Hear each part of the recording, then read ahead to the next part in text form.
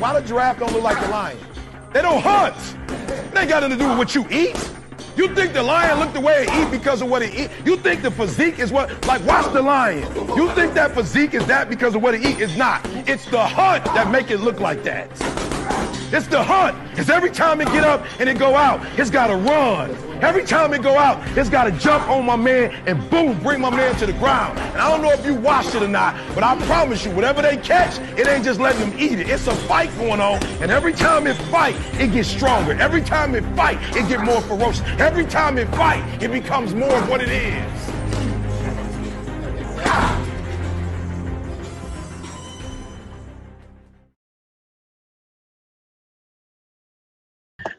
Hey, step inside the booth, get loose, knock out a nigga tooth, man. It is your boy 5039 back at it again with another one, man. This is yes indeed the early morning hunt, usual suspect boxing recap, man. Salute to the whole family, the whole gang, man. Shouts out to the almighty LDBC, yes indeed. You understand me? Be sure to go sign up to LDBCsports.com. Become an official member. You know what I'm talking about? And yeah, be a part of the family, man. Salute to my brother TZ Frank in the building. Yeah, you understand me, man. Sorry for the tardiness. You know what I'm saying? I'm like 10 minutes late, you know what I'm talking about? But I had to watch Power, y'all. I had to watch Power, you feel me? They raising Canaan is in fuego, fire. You know what I'm talking about? Shouts out to my boy 50, man. 50. Hey, man, 50 Cent don't get enough credit, bro. But that nigga is black excellence right now. Like, he got the shit 50 Cent doing with this TV shit, man. He changing the game, bro. He making motherfuckers up they TV show game. I mean, the dude he started Power. You know what I'm saying? Now he got Power books with a Power Book 2, Ghost with Tariq. He got Power Book 3, Raising Canaan. He got the BMF shit coming out this month. You know what I'm saying? And then he gonna come out with another season of Power Book 2, Ghost, Season 2. And then he got Power Book 4, Force, with the spinoff for Tommy. You know what I'm saying? And all them joints lining up back to back, man. It's crazy. I had to watch that Power, man. But yeah, man. So last night, man, we had some fights over there in the UK, man. Eddie Hearn, Matchroom, DAZN. It was a great atmosphere for the UK fans over there in Leeds, in Josh Warrington's hometown. A lot of people showed out for the hometown kid. But to me, man, it was a dud. The fights were so-so. It wasn't really exciting. The fights, I mean, the atmosphere was popping, but the fights didn't really live up to the hype. Katie Taylor fight was in. It was so-so. Conor Benn didn't look too good to me, in my opinion, against Granados. He didn't really make a statement to me. You know what I'm saying? And then the Josh Warrington and Laura too. I mean, it was a headbutt. And they had to stop the fight. You know what I'm saying? So it really wasn't hitting for me. My boy TZ Frank say I'm waiting on Cool Boy Steph Wild and Plants. I don't care about nothing else, really. I feel you, bro. I feel you. Cool Boy Steph Figueroa, we're gonna be talking about that more in depth. I'm gonna go more into depth detail about that specific fight, because that's the fight that I'm waiting on in September. Salute to my brother Omega Red Dre's Finest KG. You know what I'm saying? I'm waiting on some of the usual suspects to pull up, man. I'm gonna see if some of the brothers are gonna pull up and fuck with me. But if not, I'll be the Lone Ranger. You feel me? You know what I'm saying? I can rock out one deep if I have to. Salute to my brother Junior the Truth in the building. Omega Red Dre's Finest, the whole gang. Y'all smash the like button for the young lion, man. So last night of fights, man, the first week of September to me was a dud. Eddie Hearn got to do better with these fights, bro. the zone, matchroom. I mean, they fights are not as exciting anymore. I think people are, for one, people are tired of seeing Katie Taylor um fighting these random ass females, man. We need to see Katie Taylor in there with some names, bro. She needs to be fighting the Jessica McCaskills of the world. She needs to be fighting the Amanda Serranos of the world, bro. I'm tired of seeing Katie Taylor in there with these no name motherfuckers that we don't know nothing about. You know what I'm saying? Yeah, I'm not gonna say she garbage because she did become undisputed, but I need to see her in there with some. I mean, bro, once you become undisputed, bro, you have to live up to that. You know what I'm saying? There's just like um you see all these unified champions, you see fucking you see AJ, you see Earl Spence, you see Charlo, you see Josh Taylor. You got to live up to that shit, man. You can't be fighting motherfuckers we don't know, bro. I don't know who this Han chick was, and you know what I'm saying? And she out of El Paso. You know what I'm saying? I didn't even know they had Asians in El Paso. You know what I'm saying? That fight was trash, bro. Straight garbage. You know what I'm saying? The fight was garbage, but I'm not gonna say Katie Taylor garbage because she can fight. You know what I'm saying? She can fight. She can do what she do.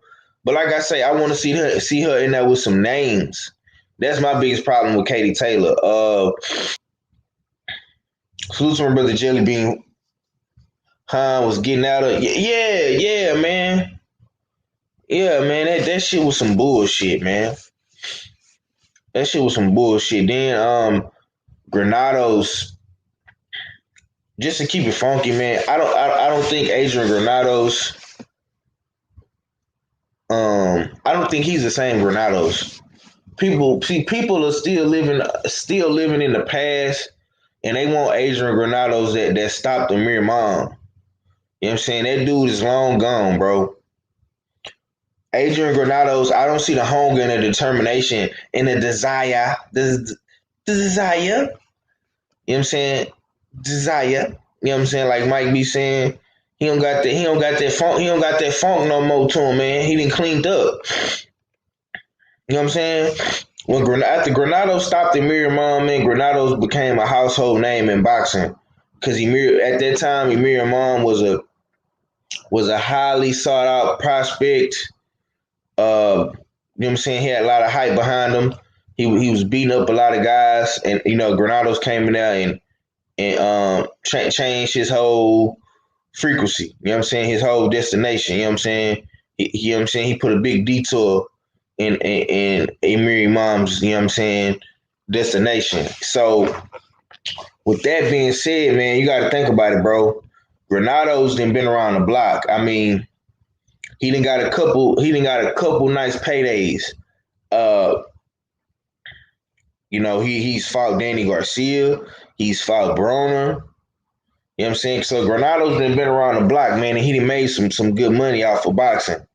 So at this point in time, I don't think Granados is that same young hungry kid from Chicago trying to make a point and trying. You know what I'm saying? And that fight he fought last night with Conor Ben, I mean, he was boxing and acting like, you know what I'm saying, he Jerron Bruce Ennis or some shit, waving his head and looking off every time Conor Ben missing.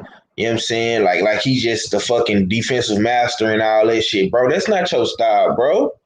You're not this fucking masterclass boxer and defensive guy like you Willie Pip or Lomachenko or Boots Ennis or somebody. You fucking Adrian Granados, man. You come up in there and you bang bang. You know what I'm saying? On some Chicago Chief Keef shit. That's what you do, bro. But you didn't do that last night against Conor Ben. You was acting like you was scared of this nigga from the UK or some shit, bro. You just let this nigga sit around and fucking outbox you. You know what I'm saying? And I'm to be honest with you, I'm happy that shit wasn't no main event fight because that fight was fucking trash. You know what I'm saying? Conor Ben wasn't doing shit. He was doing just enough to motherfucking me get the win and shit. You know what I'm saying? He wasn't going for broke against punk ass Adrian Granados. You feel me? He wasn't doing enough, bro. And they want to talk about, oh, I want to fight Adrian Broner next. For what? You don't deserve a fight with AB. You ain't done nothing, bro. You ain't even a household name over there in the UK like that to be talking about you fighting AB, nigga. That was a Josh Warrington show last night, nigga. You ain't even went back to your hometown in the UK, wherever the fuck city you from in the UK, to even get AB attention, nigga. AB ain't even thinking about you, bro. You and Eddie Hearn City hollering about y'all want to fight AB. I want to fight AB for what? I fight Bruce Ennis. How about that? See, you ain't gonna fight somebody that's on your level. You know what I'm saying? As far as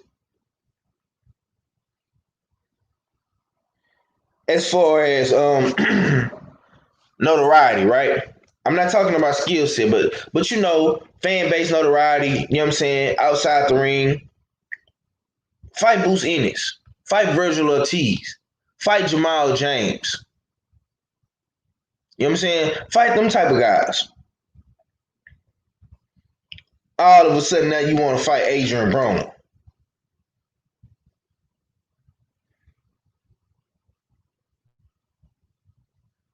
Ben was following Adrian the whole night, straight trash. Yeah, man, that's what I'm saying, bro.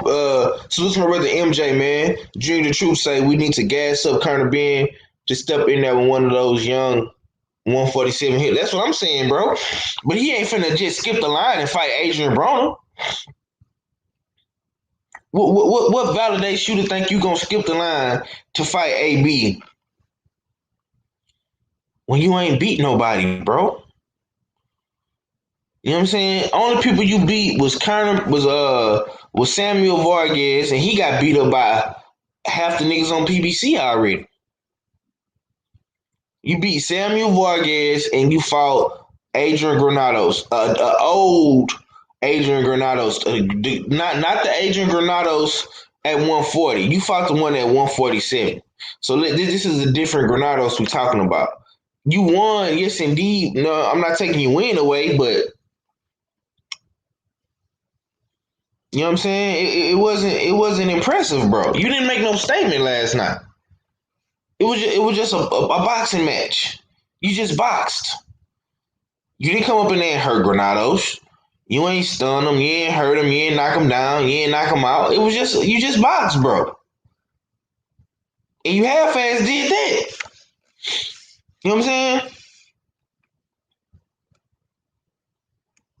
It's just like when you go to the car wash, bro. You know what I'm saying? Now, you usually probably wash your car yourself. You know what I'm saying? Or you wash your girl car, your wifey car. You take it to the car wash.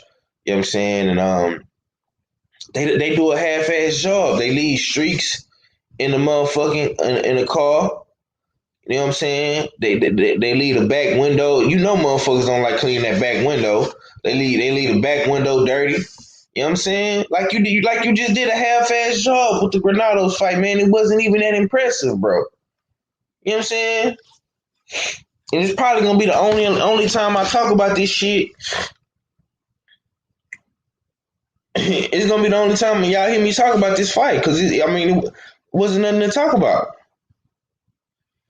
Me and follow Adrian the whole damn night, straight trash. Yeah, man. Yeah.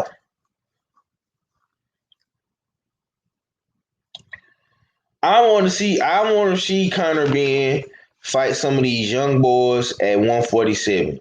I want to see him fight the Bruce Ennis of the world, the Virgil Ortizes of the world, the Mean Machines of the world, the motherfucking Jamal James.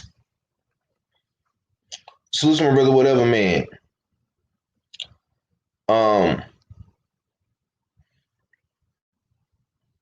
it's I can't think of the other guy's name. Stanius, whatever his name is, who just fought. He just fought Palazzo a couple weeks back. Fight him. Fight Michael Fox. Yes, Stanius. That's his name. That's what I was just saying, bro. Stanius, however you say his name. Fight that guy.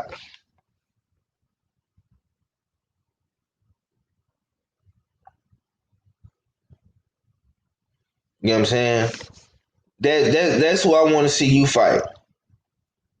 Now, I'm not finna advocate for no fight between him and Adrian Broner. I'm not finna entertain that shit, bro. Adrian Broner is a motherfucking superstar in boxing. Win, lose, or draw.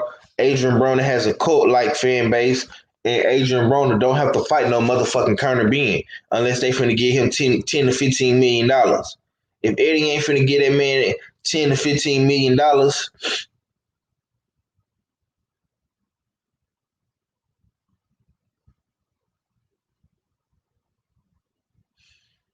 he a problem. He a problem.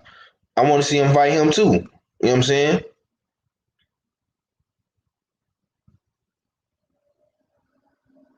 Stanley is. You know what I'm saying? I want to see him fight that guy. I'm not advocating for no Adrian Broner fight for no Conor fucking Benn. If we not talking about Adrian Broner fighting Boots Ennis and Virgil Ortiz, why the fuck are we advocating for motherfucking Conor Benn? Why would I advocate for Conor Benn to fight Adrian Broner when Boots Ennis ain't fighting Adrian Broner or motherfucking Virgil Ortiz ain't fighting Adrian Broner? How the fuck is he gonna skip the line and just get an AB fight and get put on the scene? No. Now, if Eddie Hearn dropped that bag, I'm talking about that and if he bag up the Brinks truck to if he bring that Brinks truck to Ohio, you know what I'm saying, to Miami, where AB them at. You know what I'm saying? He bring about 20 million, you know what I'm saying? 15, 10 million, you know what I'm saying? He bring them double digit paydays to my boy, then hey, you know what I'm saying? The man got kids, so take, you know what I'm saying, get your money. But not for no 3 million, 4 million. Nah, bro. Nah. Adrian Broner can go find a motherfucker. You know what I'm saying? He can go find a motherfucker in Ohio and do that. He can come back to Ohio and sell that bitch out. If he want to fight for a few million, that ain't nothing. You know what I'm saying? Adrian Broner got to take care of himself, bro. Like you said, 10 to 15 million to put the name on your resume. I honestly don't want to see AB get beat up like that. Bro, who's to say Adrian Broner is gonna get beat up like that? Did you not watch the fight last night, bro? Did you see Adrian Granados get beat up? Because maybe we was watching two different fights, man, but I didn't see Granados get beat up like that. Granados looked the same to me. I didn't. I mean, maybe we looked at two different fights. You know what I'm saying? I mean, I don't know.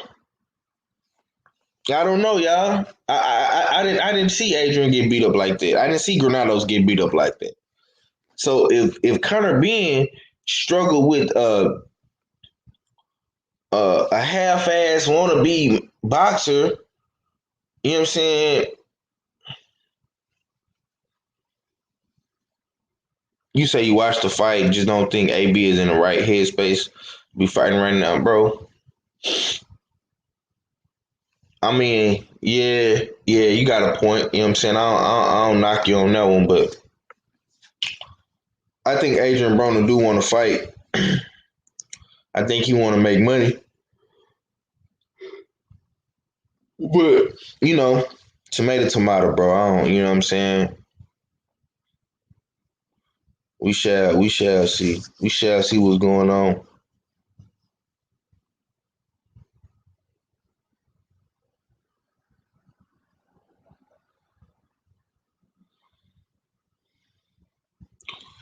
We shall see, man. We shall see what they gonna do, bro. I don't know what they gonna do, man. I don't know what they gonna do. You know what I'm saying? Uh, so yeah,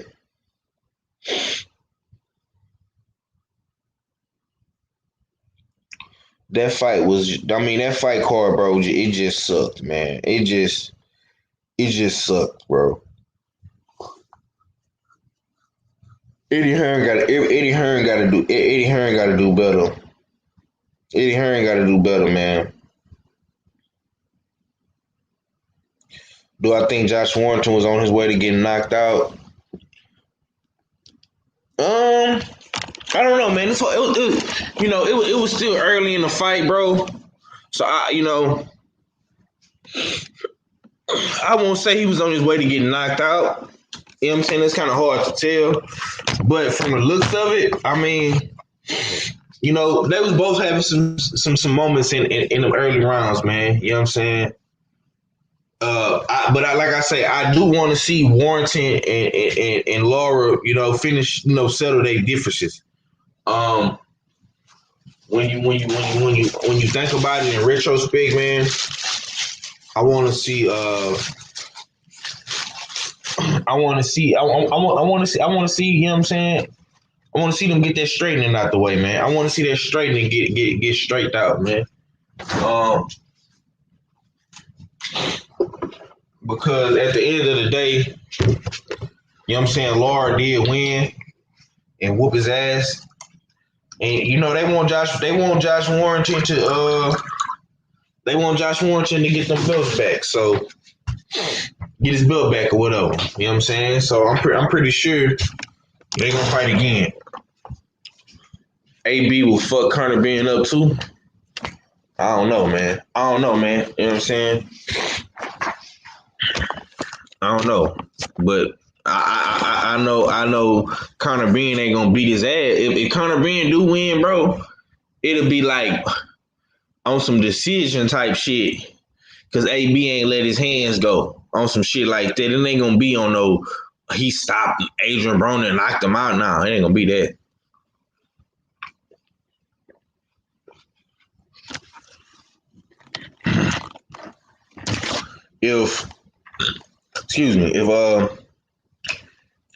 If Marcos Maidana couldn't knock him out,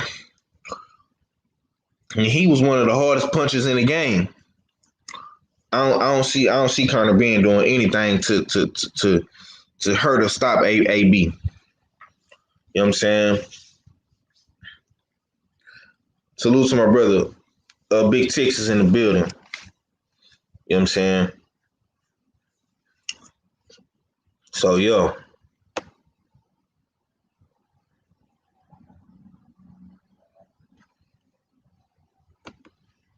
I mean, it is what it is at this point, though, bro. It is what it is at this point. Shit, if Conor Ben want to fight somebody, fight David Avanesian. Fight him. You know what I'm saying?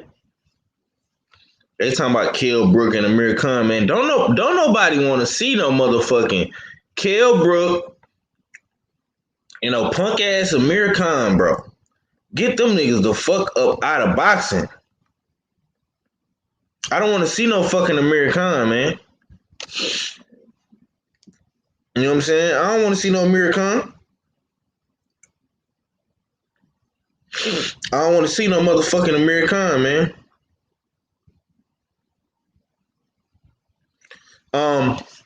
But anyways, anywho, I've been silent these past couple of days, man, because I've been going through some family problems, man. If y'all don't know, man, I announced on Wednesday, man, on Smoke City Mobcast, you know what I'm saying, my son had COVID, and you know what I'm saying, I've been going, dealing with that shit, you know what I'm saying. My oldest son, he don't live with me, you know what I'm saying. He stayed with his mom and stuff like that, and he was these kids, man, they don't believe that this shit is real. And I see it all the time You know what I'm saying? Especially now, man, like these kids, man, they just want to be kids. They want to have fun, they want to play, they want to talk and interact with their family and shit like that and their friends.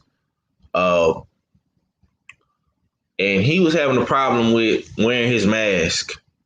You know what I'm saying? He didn't like wearing a mask at school and stuff like that. So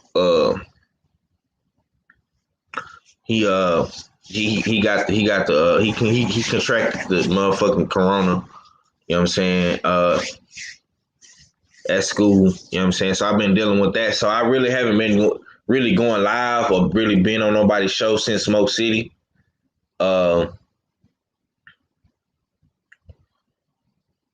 But you know, my boy is a soldier. He a fighter, man. He gonna fight through that shit. He good. I appreciate everybody that's been hitting me up behind the scenes and shit. You know what I'm saying?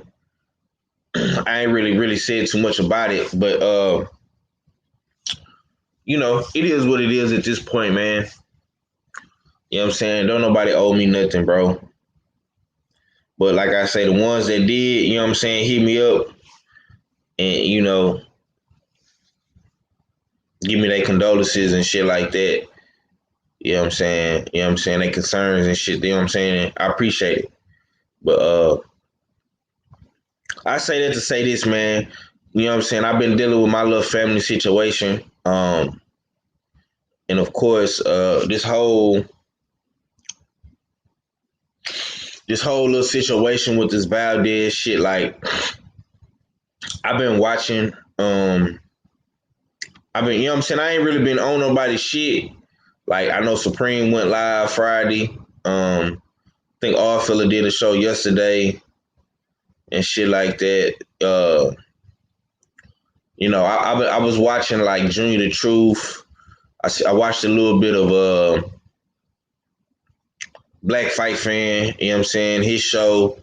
I was watching some of Champ Side shit, you know what I'm saying? I watched some of Ego shit last night.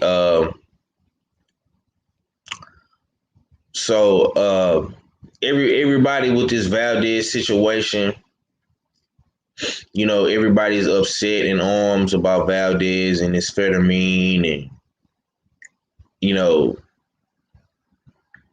I've been posting it a little bit on Smoke City Mobcast, and I'm gonna continue to talk about it. I'm gonna continue to post about it, and I'm seeing like some of these Mexicans, like Lalo's boxing, and you know what I'm saying, these Mexican guys, they coming out in full force defending Oscar Valdez, and some of these Latino dudes coming out in full force defending him, and I even seen Money Brown, you know what I'm saying, TV kind of defending Canelo and all this and all that, you know what I'm saying? And that's cool. Got no beef for none of those dudes. My thing is this, right?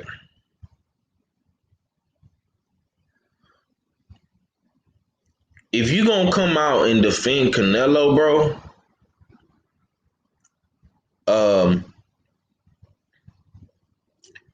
how come nobody's defending Big Baby Miller? How come nobody is defending Dillian White? You know what I'm saying?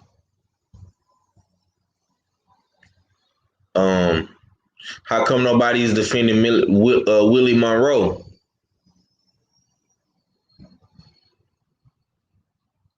You know what I'm saying? See, the problem with this shit is, bro, the problem with this whole drug cheat, niggas, I'm gonna say this, niggas and people have a very, very selective type energy when it comes to who they want to roast and who they want to defend. And like I say, I'm not mad at people if they defend Canelo, if they defend Eddie Reynoso, if they defend Valdez. Hey, if you Mexican, you know what I'm saying, and you want to defend your people, you want to ride with your people, hey, I get you, bro. I get you. But have that same energy if another fighter, whether he's black, white, Mexican, Asian, whatever the fuck he is, he from the UK, you know what I'm saying? Have that same energy for that guy. And this is what we gotta start pointing out in these channels, in these chats, and all this shit that we these guys that we listen to and we fuck with. You know what I'm saying? Cause I'm gonna say it like this, man. If you get caught cheating, bro, 10 times out of 10, man,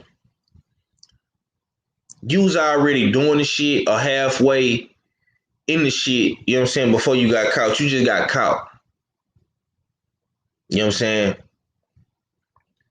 It's just like, for example, you're in a relationship, you know what I'm saying? You might have a girlfriend, you know what I'm saying, whatever the case may be. And she catches you cheating, right? She catches you texting another girl or talking to another girl, right? But you probably was already talking to this chick, to your little side chick for damn near a year now, 2 years. You know what I'm saying? You done laid her down, sprayed her down, you done did everything. You feel me? So you been doing it. You just got caught. You hear me? It's the same concept with steroids, bro. You know what I'm saying? Niggas been doing the shit. They just got caught. Hold on, y'all. Let me answer this phone.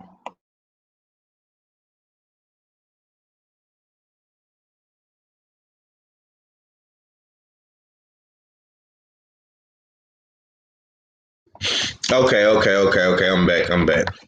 I got my brother R fella in the building. What's going down with it, Jay Steels?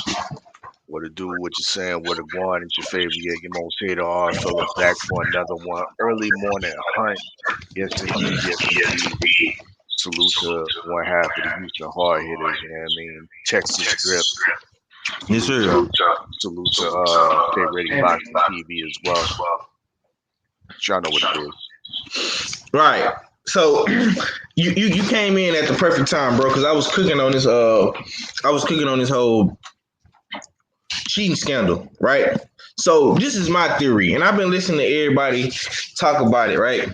Mm-hmm. So I say it like this: the concept of cheating in anything that you do, whether that's you cheating on your girlfriend or your significant other, you cheating in school, right? You know what I'm saying? You cheating on the test, you know what I'm saying? Or you copying out somebody's work. You know what I'm saying? You 10 times out of 10, right? You been doing the shit. You know what I'm saying? You been doing the shit probably for some time. You just got caught. Whenever your girl catch you, you know what I'm saying? Whenever the teacher compare notes and she see that, oh, y'all got the same exact answers. You know what I'm saying? Word for word. You know what I'm saying? You probably been doing this shit the whole semester. You know what I'm saying? You just finally got caught. And it's the same thing with boxing, right? For example, or in sports. For example, Lance Armstrong. You know what I'm saying? They hounded this man for years about cheating. Years, bro. You know what I'm saying? And he denied it all these years until he retired and shit. You know what I'm saying? He finally came clean. Right? It's the same thing in boxing, bro. You know what I'm saying? Who knows how long Valdez or Canelo or whoever these dudes was, you know what I'm saying? Whoever these dudes is in boxing that's been cheating, right? They just get caught. Now, Valdez came out the other day and said, you know what I'm saying, he's never cheated. He signed up to VADA. He made sure that you know Vada was in this fight and stuff like that.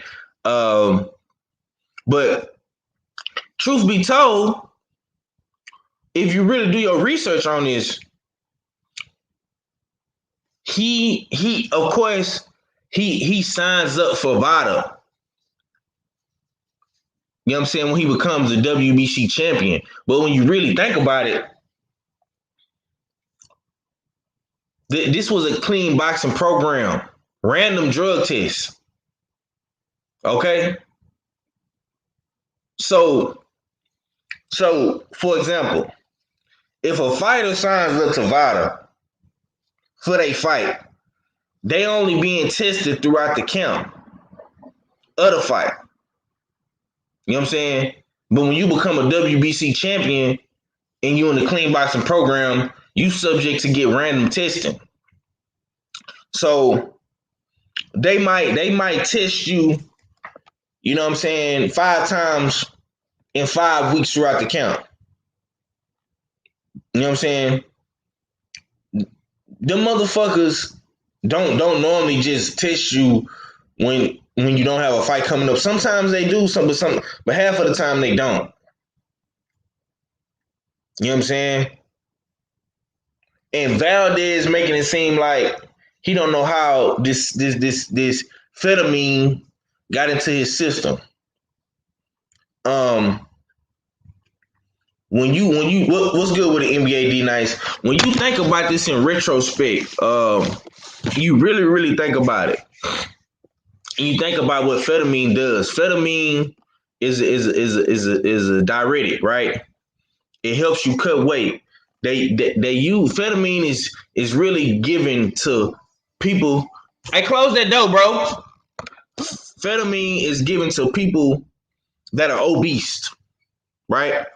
People that are diabetics that are nearly, possibly on their deathbed due to diabetes and just being obese, especially in America. This is amphetamine. This is what amphetamine is used for.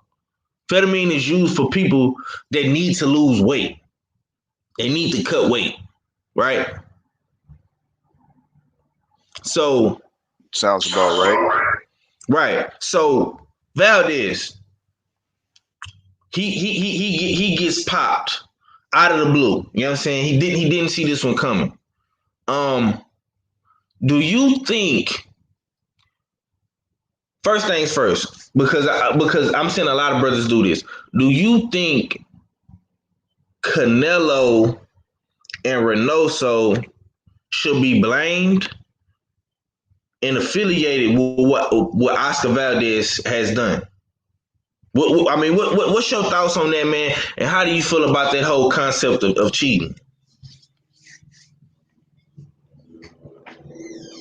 We have statements from Vada that they're appalled by what's going on because they presented the findings, they did the job, presented their results, which was a positive test for a legal substance on their list. However, the commission and additionally the WBC are looking the other way.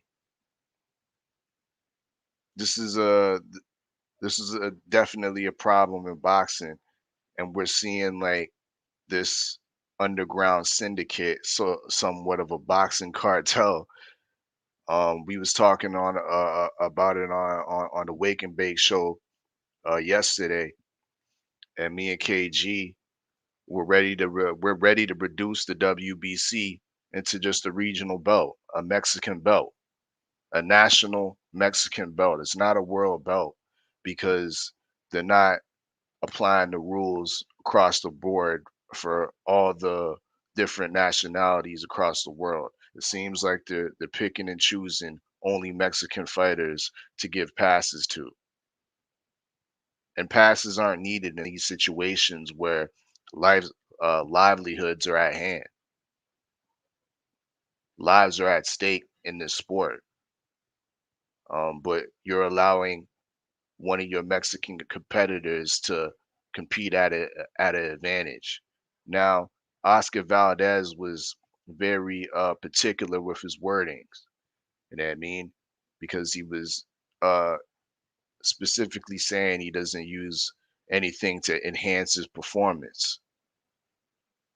Enhance his performance, maybe not, but you're using something to enhance your ability to drop weight. Therefore, it's cheating. That's why Nevada came out with a series of tweets uh, uh, discrediting and admonishing the WBC and the Arizona Commission for this bullshit to the point where they feel like they want to step back from boxing. There might be the clean boxing program might be up in the air right now because of the WBC's actions and not taking their results uh, into full regard and making their own assumptions. You have idiots like Mauricio Suleiman out here playing doctor saying that this is nothing more than equivalent to 3 cans of energy drink. What so they're basing it so the WBC is pretty much saying that phetamine that was found in Valdez's system is equivalent to 3 energy drinks. They're telling us a bull-faced lie, 503, when you just sat here and told us, you know what I mean, the real definition and the real proper usage for amphetamine is for weight lossage. A weight lossage is a common activity in boxing and weight training to get to that weight. So there's a lot of corruption, a lot of collusion going on, and it's good that we have platforms like this to speak on it, you know what I mean, and expose and continue to expose this shit because there's no rights about it, not on Oscar Valdez's side. The WBC is highly complicit, and we have to definitely look at the whole team of Reynoso, because there definitely are suspicions. Now, let me reiterate my suspicions now about Team Reynoso. You know what I mean? Because once again, I'm somewhat of I'm not really a fan of any boxers, really. You know what I mean? I'm a fan of myself before any boxers. You know what I mean? But I I tend to Yes, be sir. the guy. I tend to be the guy, part of the usual suspects that gives Canelo the benefit of the doubt. That I'm not doing right now. You know what I mean? Because right now the block is hot. The Reynoso block is hot, and all them niggas is looking dirty right now. You know what I mean? Canelo's already been popped. You know what I mean? You got Ryan Garcia running around claiming that he has psychiatric problems right now, but we all know that one of the side effects of cycling off some type of PED is having mood swings, having psychiatric problems, and mental instability. So he's looking real suspicious right now to me. We got Andy Ruiz all of a sudden having dramatic weight loss, looking more lean than he did in his last fight against Areola. We have the situation with Ruiz. He even was reportedly supposed to fight Uncle Ortiz, and then all of a sudden has a unroutine knee surgery. But we see him in the last couple weeks doing squats and all this and that, looking all trim, leaned up and whatnot. So what's really going on? Is he on those same diuretic pills, or does he have that phetamine in his system as well? You know what I mean? So the Reynoso block is looking real hot right now. So I don't think it's no wrong to be looking suspicious at that whole team. We have another guy that comes with less fanfare. I believe something Martinez is another name that was in the Reynoso camp. Don't know if he's still there, but he's another guy that's been popped, and it's official. So the block is hot, 503. You know what I mean? And we gotta continue to shed that light and raid this block, and continue to clean up boxing as we do.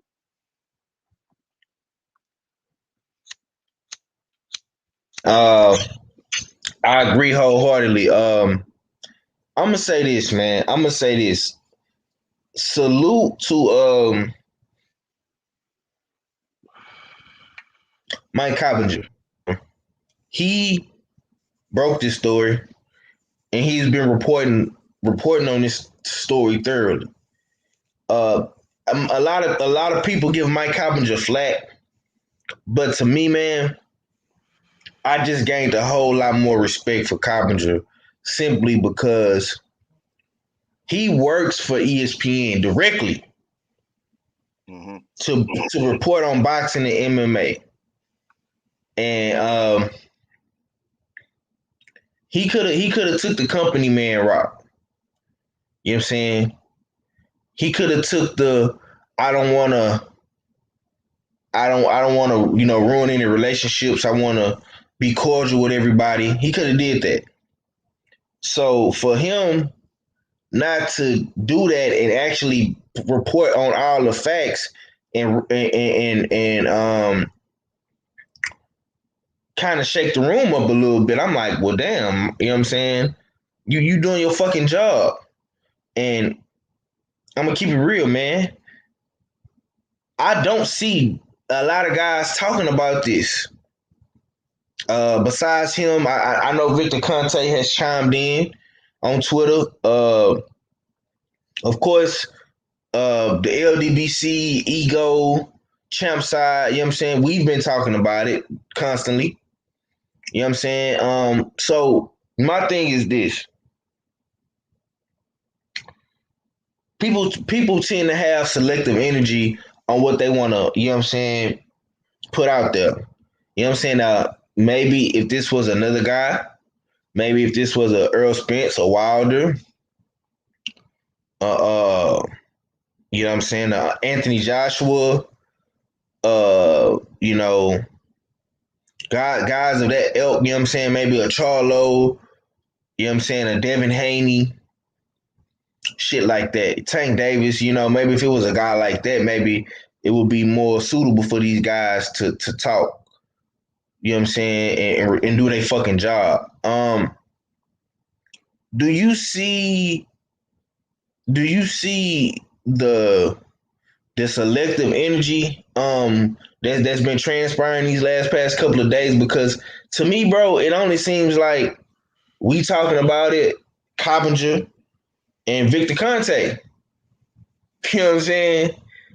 So what's your thoughts about that, man? Do you think guys are really scared to do their fucking job when it comes to Canelo? And how do you feel about these dudes defending Canelo and his team? Well, at the same time, we got to remember Canelo isn't per se complicit. You know what I mean? He hasn't been complicit in 3, 4 years, but he is looking suspicious once again because of his trainer partner Oscar Valdez. That's a fact. Um, we all know the mainstream media coverage is never up to par when it comes to a scandal with fighters that aren't that aren't black. You know what I mean? We all know this. But I will have to give somewhat of a credit to two usual company men that have actually taken a stance against the Oscar Valdez situation, and surprisingly, butter biscuit eating Tim Bradley um, has definitely admonished Oscar Valdez, and as well as Andre Ward, both company ESPN men on Top Rank. We'll see if they call the so-called Oscar Valdez against Robson Conceição fight. There's a growing trend online in the boxing community to boycott this fight. I'm in line with it. I don't need that fight in my life anyway. You know what I mean? Facts. But let's be resolute and solid with boycotting this bullshit because it shouldn't be happening. And the WBC needs to be further admonished for the fact that the recess, stripping needs to be happening. Oshaki Foster and one Miguel Burchell should be in line next to be winning that belt. You know what I mean? But that's not happening. So a boycott needs to be fully enacted uh, by uh, by the boxing community. You know what I mean? So yeah, it is what it is. That's my take on that shit. So I'm glad you said that. And shouts out to my boy Ego too, because I was listening to his show last night for a little bit when I got back to the crib. It should be a blackout. You know what I'm saying? Motherfuckers should black out Valdez and Canseco. You know what I'm saying? And like I say, I hate to do that to Canseco because he seems like a good guy. I got no problem with him. This is probably his biggest fight of his career for a title. You know what I'm saying? And I would like to see him win and beat Valdez because Valdez is a cheater. But I can't promote this fight. I can't talk about this fight. I can't do a fight party, pray party on this fight because I just can't support the fuckery, man. I'm sorry, and I'm in a 100% agreement with you in regards to this. I have to black this fight out, unfortunately. I was looking forward to this fight a few weeks ago. This was the fight before the Figueroa Fulton. We do have Figueroa Fulton in a couple of more weeks. And this was the fight before the actual, you know what I'm saying, biggest fight of this month, in my opinion. You know what I'm saying? So it was gonna, ease me into Figueroa Fulton fight week, So now I'm gonna have to black this one out, man. You know what I'm saying? I'm sorry to the boxing community, you know what I'm saying? But like Filthy Rich says, you know what I'm saying, you gotta stand for something or you'll fall for anything, you know what I'm saying? The WBC, they say they love you, but they'll tell you anything. You know what I'm saying? They say they for the boxing fans, they love the boxing fans. You know what I'm saying? But they really just love that dollar, man. They love the boxing fans' dollar. They care about Mississippi King, salute, Joe Jack, salute. They only care about boxing fans' dollars. They only care about the revenue. You know what I'm saying? They don't care about us as people, what we stand for, what we believe in. Now, I'm gonna say this, man. To all you niggas out here that's defending Canelo and shit like that, hey, I got no problem with you. One of my best homies is on his defend Canelo shit. Money Brown TV. Got no problem with Money Brown TV. That's my guy. You know what I'm saying? My whole thing with that is, look, if you're going to defend Canelo and shit like that, whenever the time comes when it's a black fighter or a white fighter or an Asian guy, whoever the case may be, have that same energy. Have that same energy that you're having for Reynoso and Canelo and all that shit. Because I'm gonna tell you what would have transpired if this was Earl Spence. Earl Spence would have been vilified. He would have been called a cheater. They would have asked to strip him of both his belts. They would have vilified Derrick James. They would have vilified Charlo. They would have said both the Charlos on steroids. So if we do happen to have this mishap again, to all you guys that were defending Canelo, have that same energy. You know what I'm saying? If you was defending Ryan Garcia, Eddie Reynoso, Andy Ruiz, and oh man, they didn't do nothing, man. This is on Valdez. Have that same energy. You know what I'm saying? For whoever the next guy is that has to go through this. You know what I'm saying? Have that same energy. And that's all I ask, man. My brother say if it's good for the good for the goose is good for the gander. Absolutely, absolutely. You know what I'm saying? Um. So man, Did you what, hold up? Were you able to see the new news from the WBC? no, Their what? latest ruling? Are you talking about the rules they got for Valdez? That bullshit. 12-month probation. So they're kind of almost they're admitting that Valdez did something wrong by giving him probation. Because if there's no wrongdoing, why give him probation? Mm. And now And he has to be an ambassador for the clean boxing program or some shit. there's a bunch of stipulations. Right. I got them here if you want me to read them off. Yeah. Go ahead. I was just trying to pull it up because I seen it on the State of Boxing with the top what Top Rank them was doing, but I didn't get a copy of it. But go ahead. Yeah, so WBC's officially placed Oscar Valdez on 12-month probation. One, the WBC will officially sanction the Valdez Conceição bout for the super featherweight title.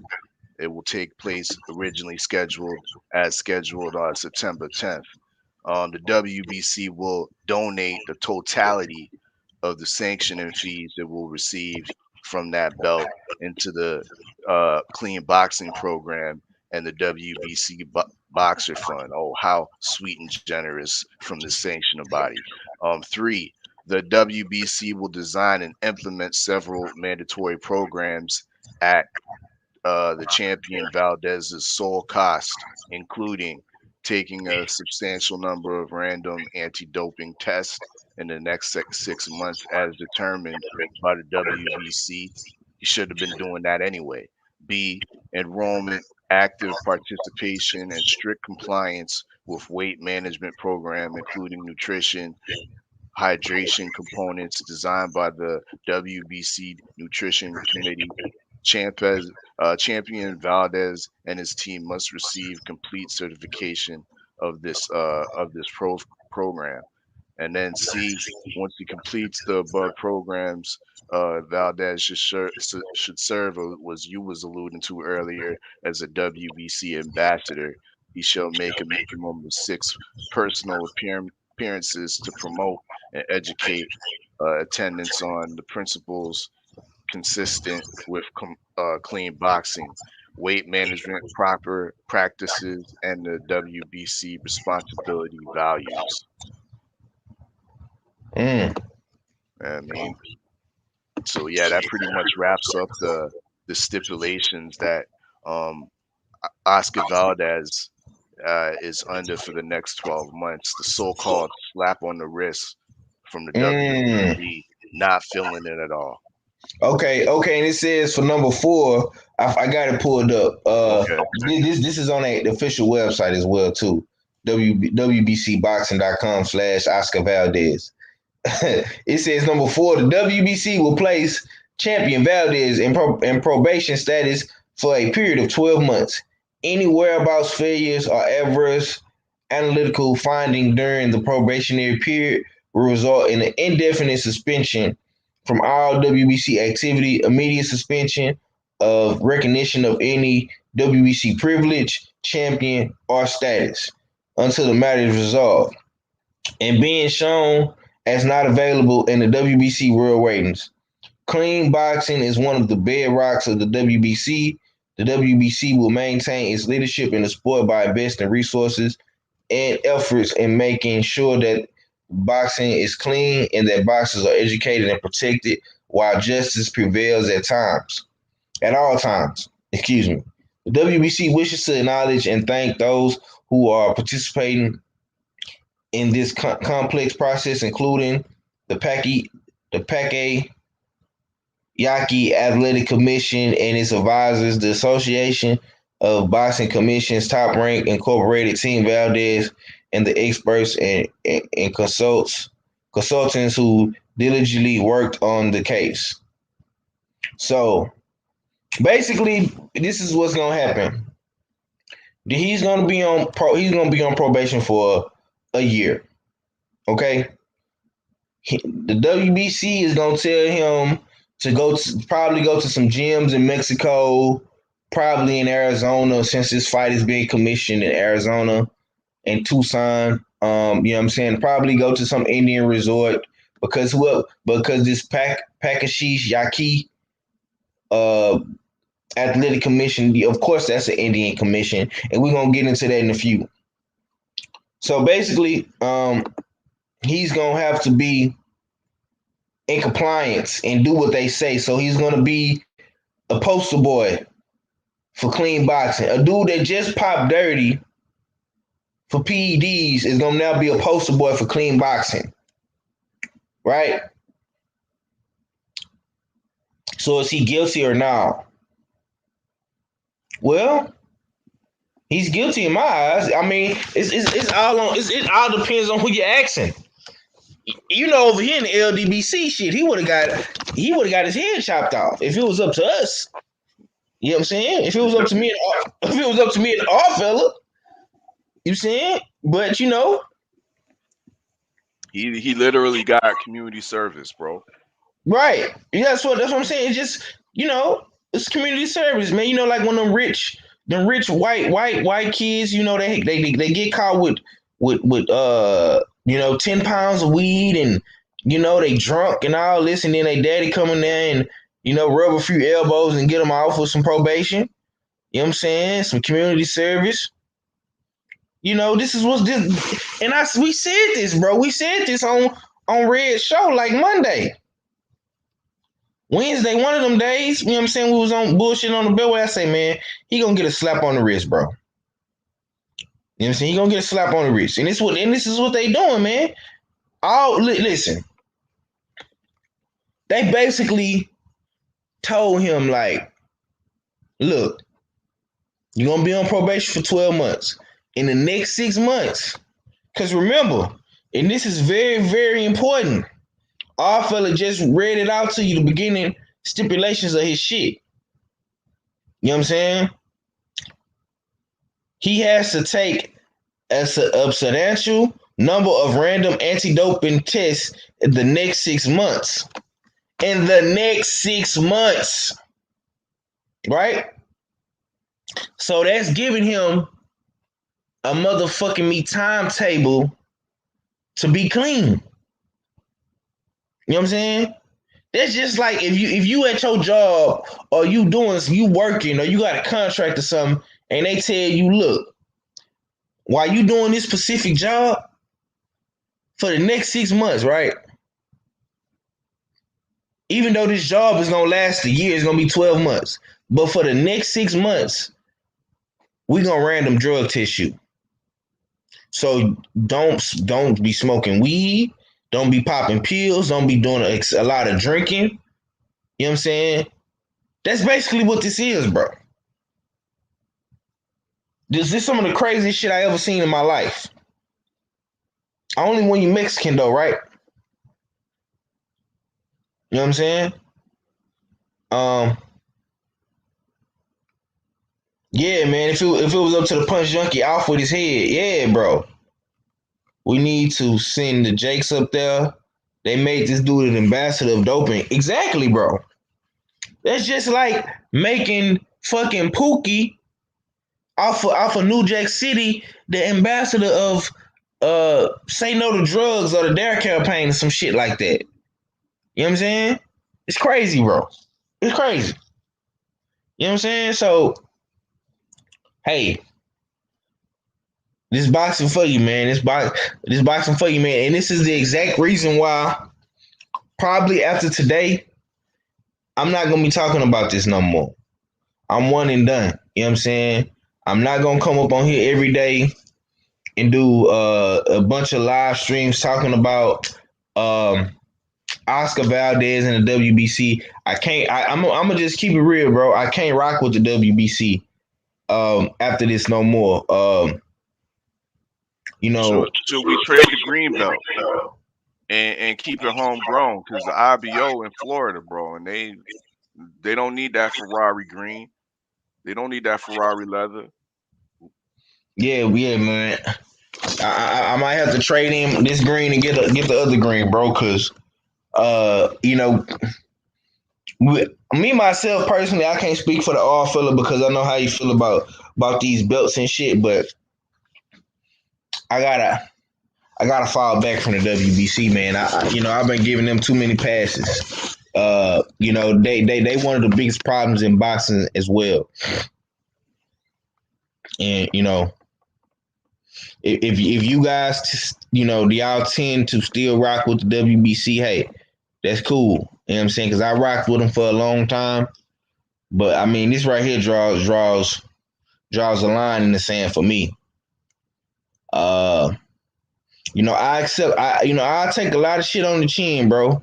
I roll with the punches, but this shit right here, when you allow cheaters to cheat, blatantly cheat,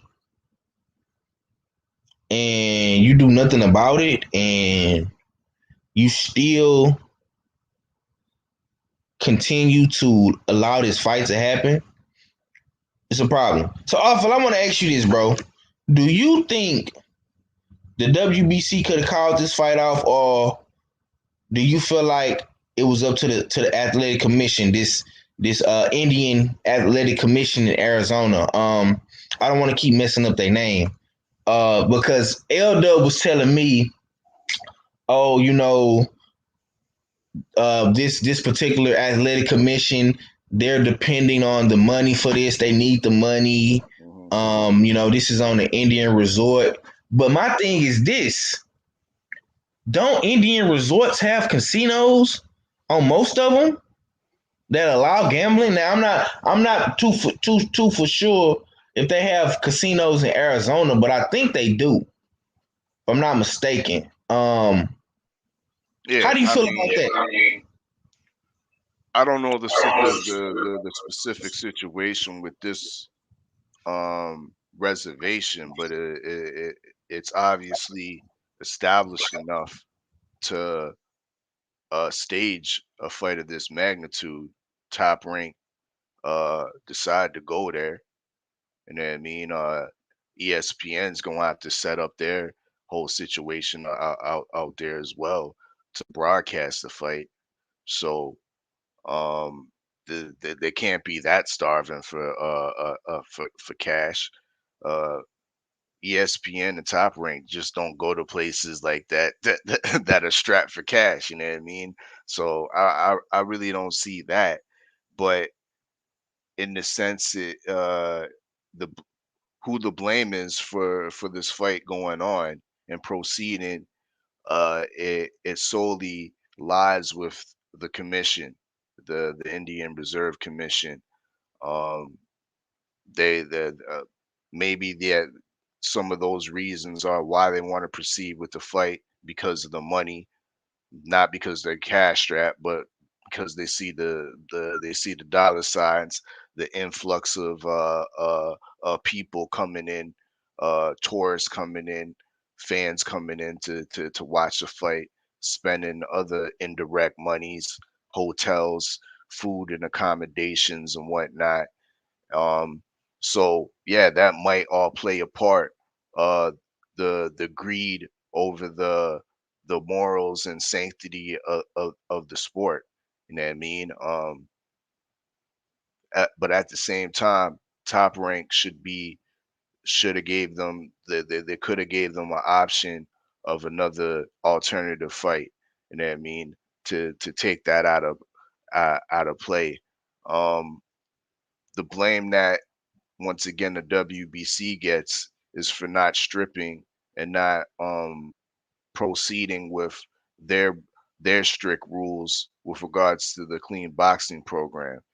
We've seen time and time uh, with other fighters who have been stripped for non performance enhancing drugs, recreational drugs. Lest we forget David Benavidez, stripped, uh, put in recess, so to speak.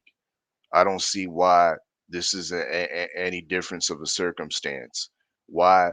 David Benavidez gets put in recess, but and pretty much put on the shelf for 6 months to a year, and why Oscar Valdez and gets to fight pretty much gets his paycheck nonetheless, and that means same old thing, and gets a slap on the wrist, community service, be the ambassador.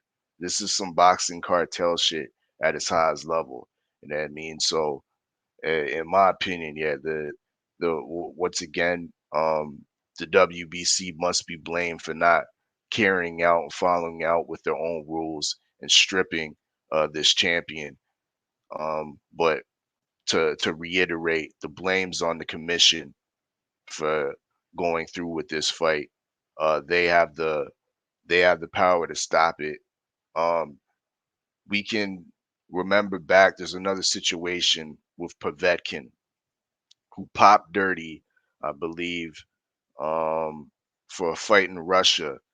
He was supposed to fight Bermane Stiverne for I guess the WBC interim championship for the right to fight Deontay Wilder at the time.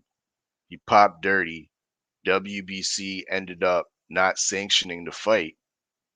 However, the fight Povetkin still continued to fight, and they replaced Bermane Stiverne with a 2-day replaced Johan Duapa.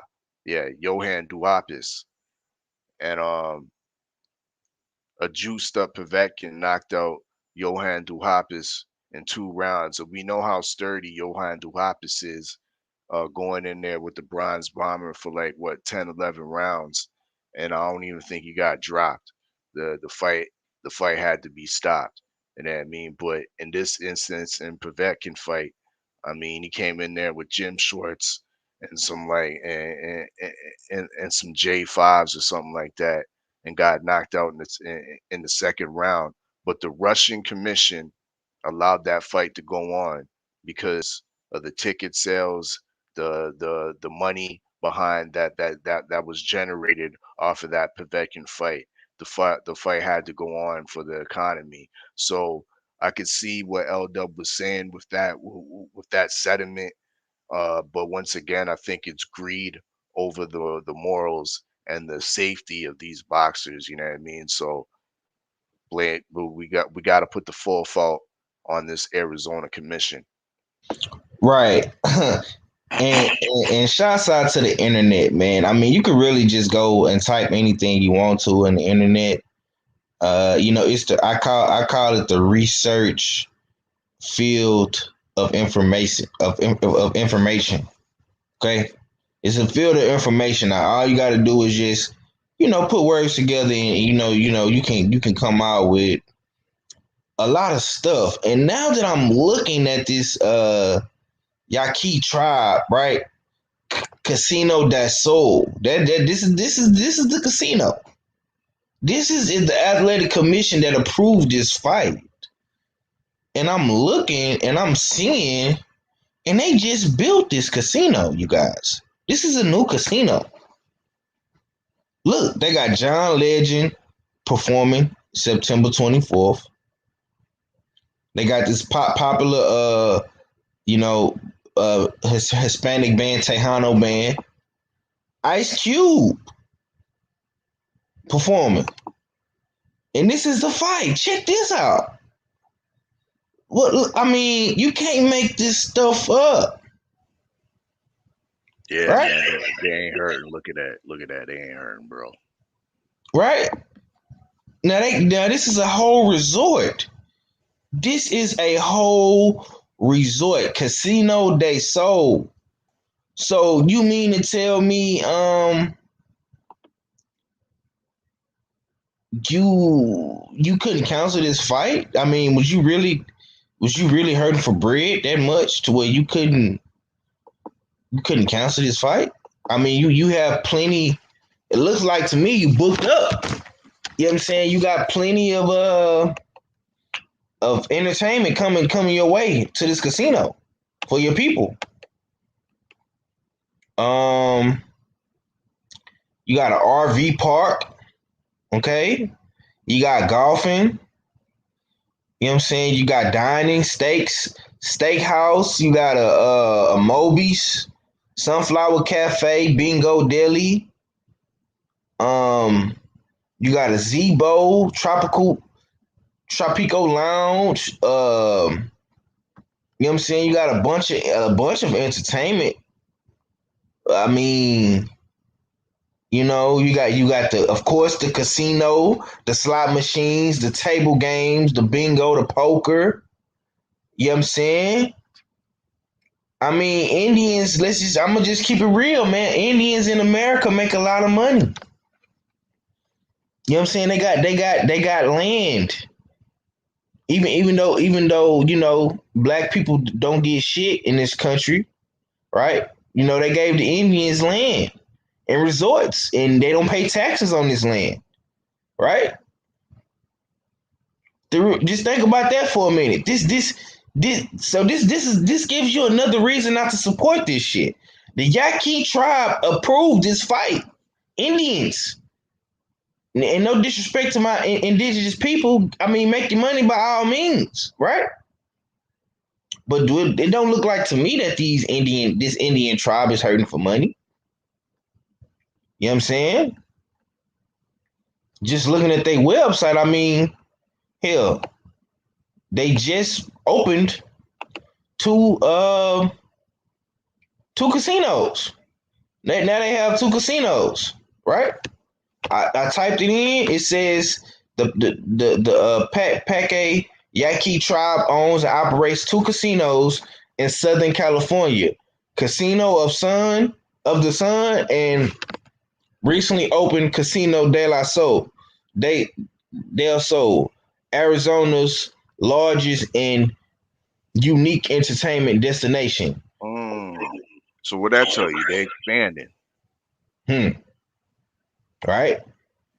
And you go to Google and you check out their rating, right? They got pretty high ratings.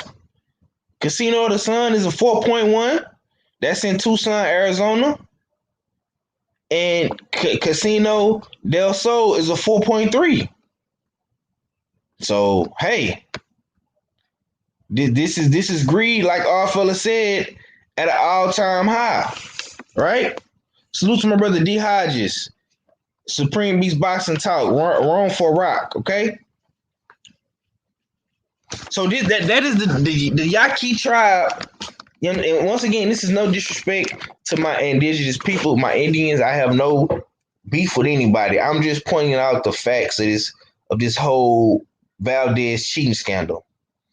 From like I said, you gotta connect the dots.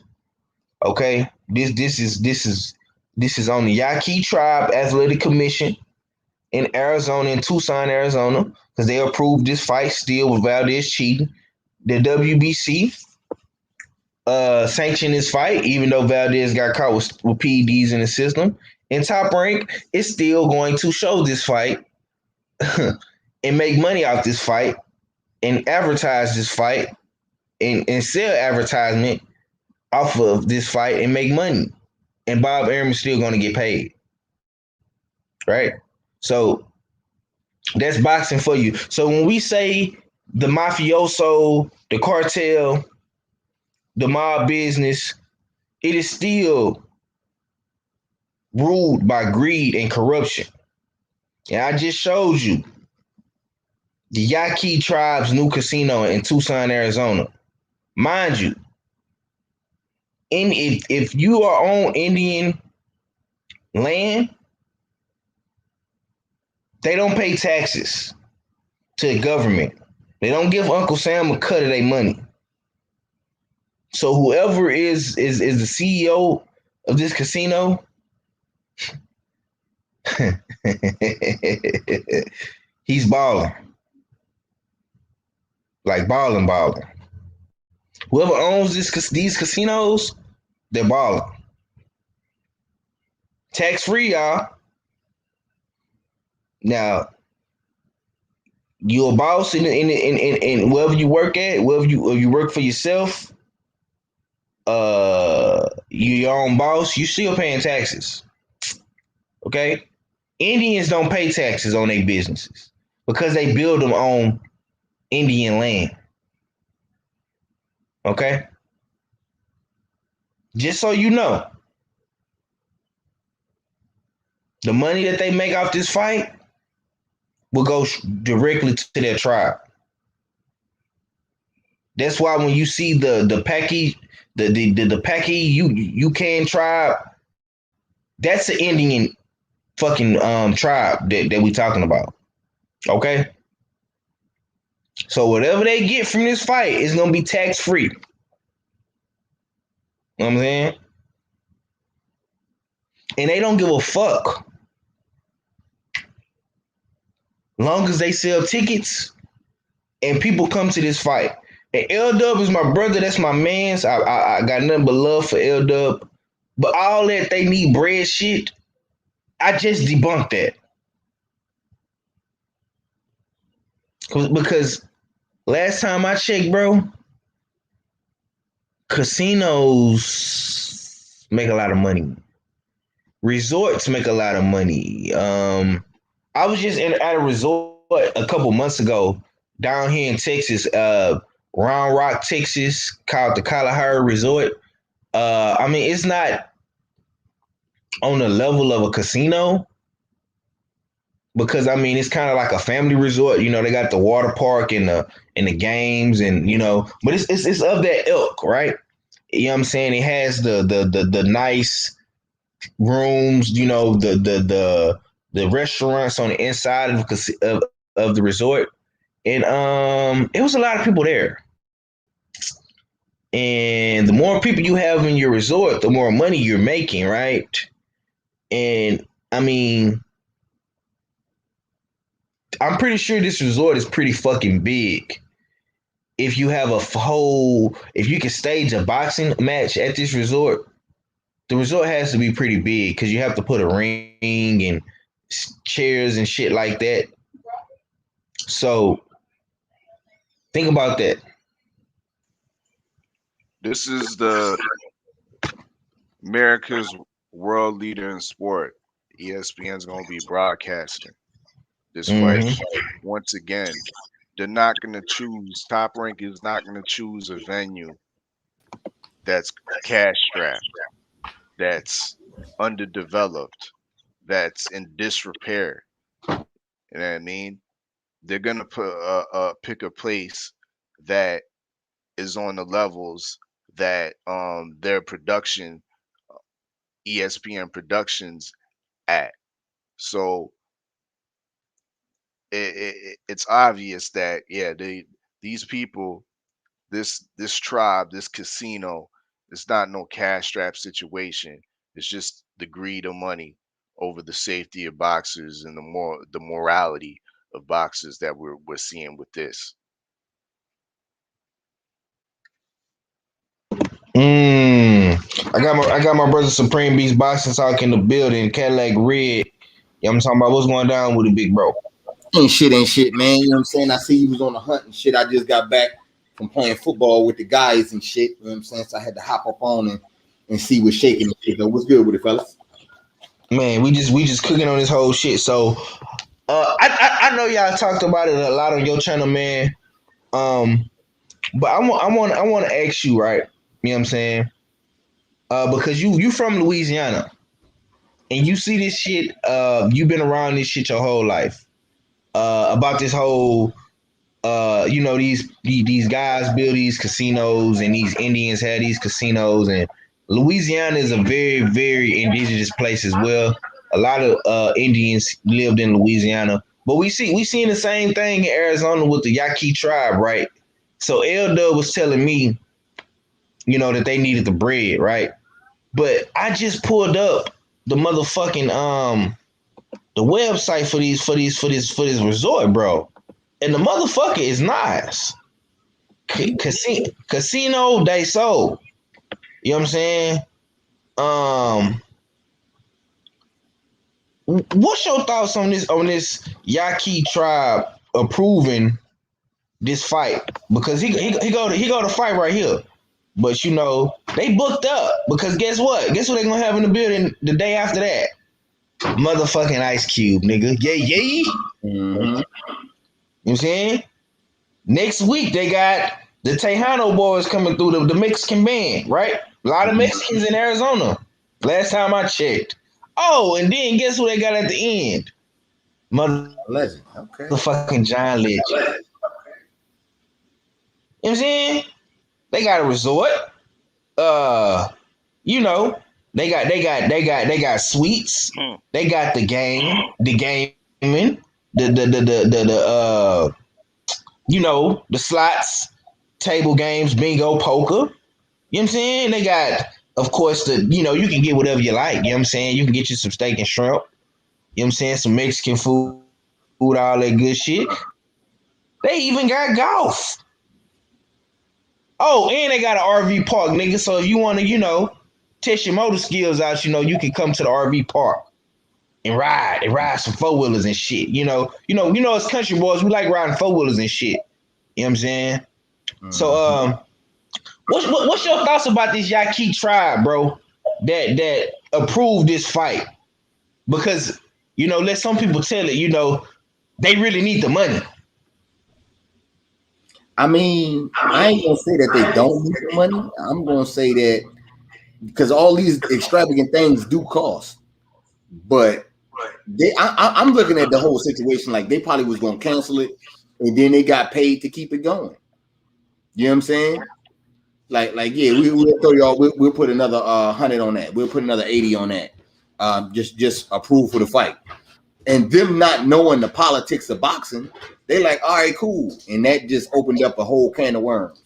You know what I'm saying? So I can say that maybe they was unknowingly doing what they did or whatnot, and they might need the money. But at the same time, this is still no excuse for the guys that are in control of the sport.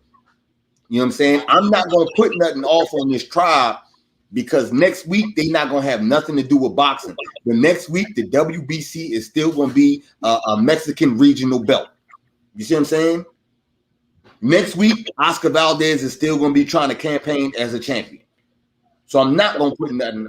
It's just crazy for me to put something off on a tribe when the actual guys that's in boxing is doing the bullshit.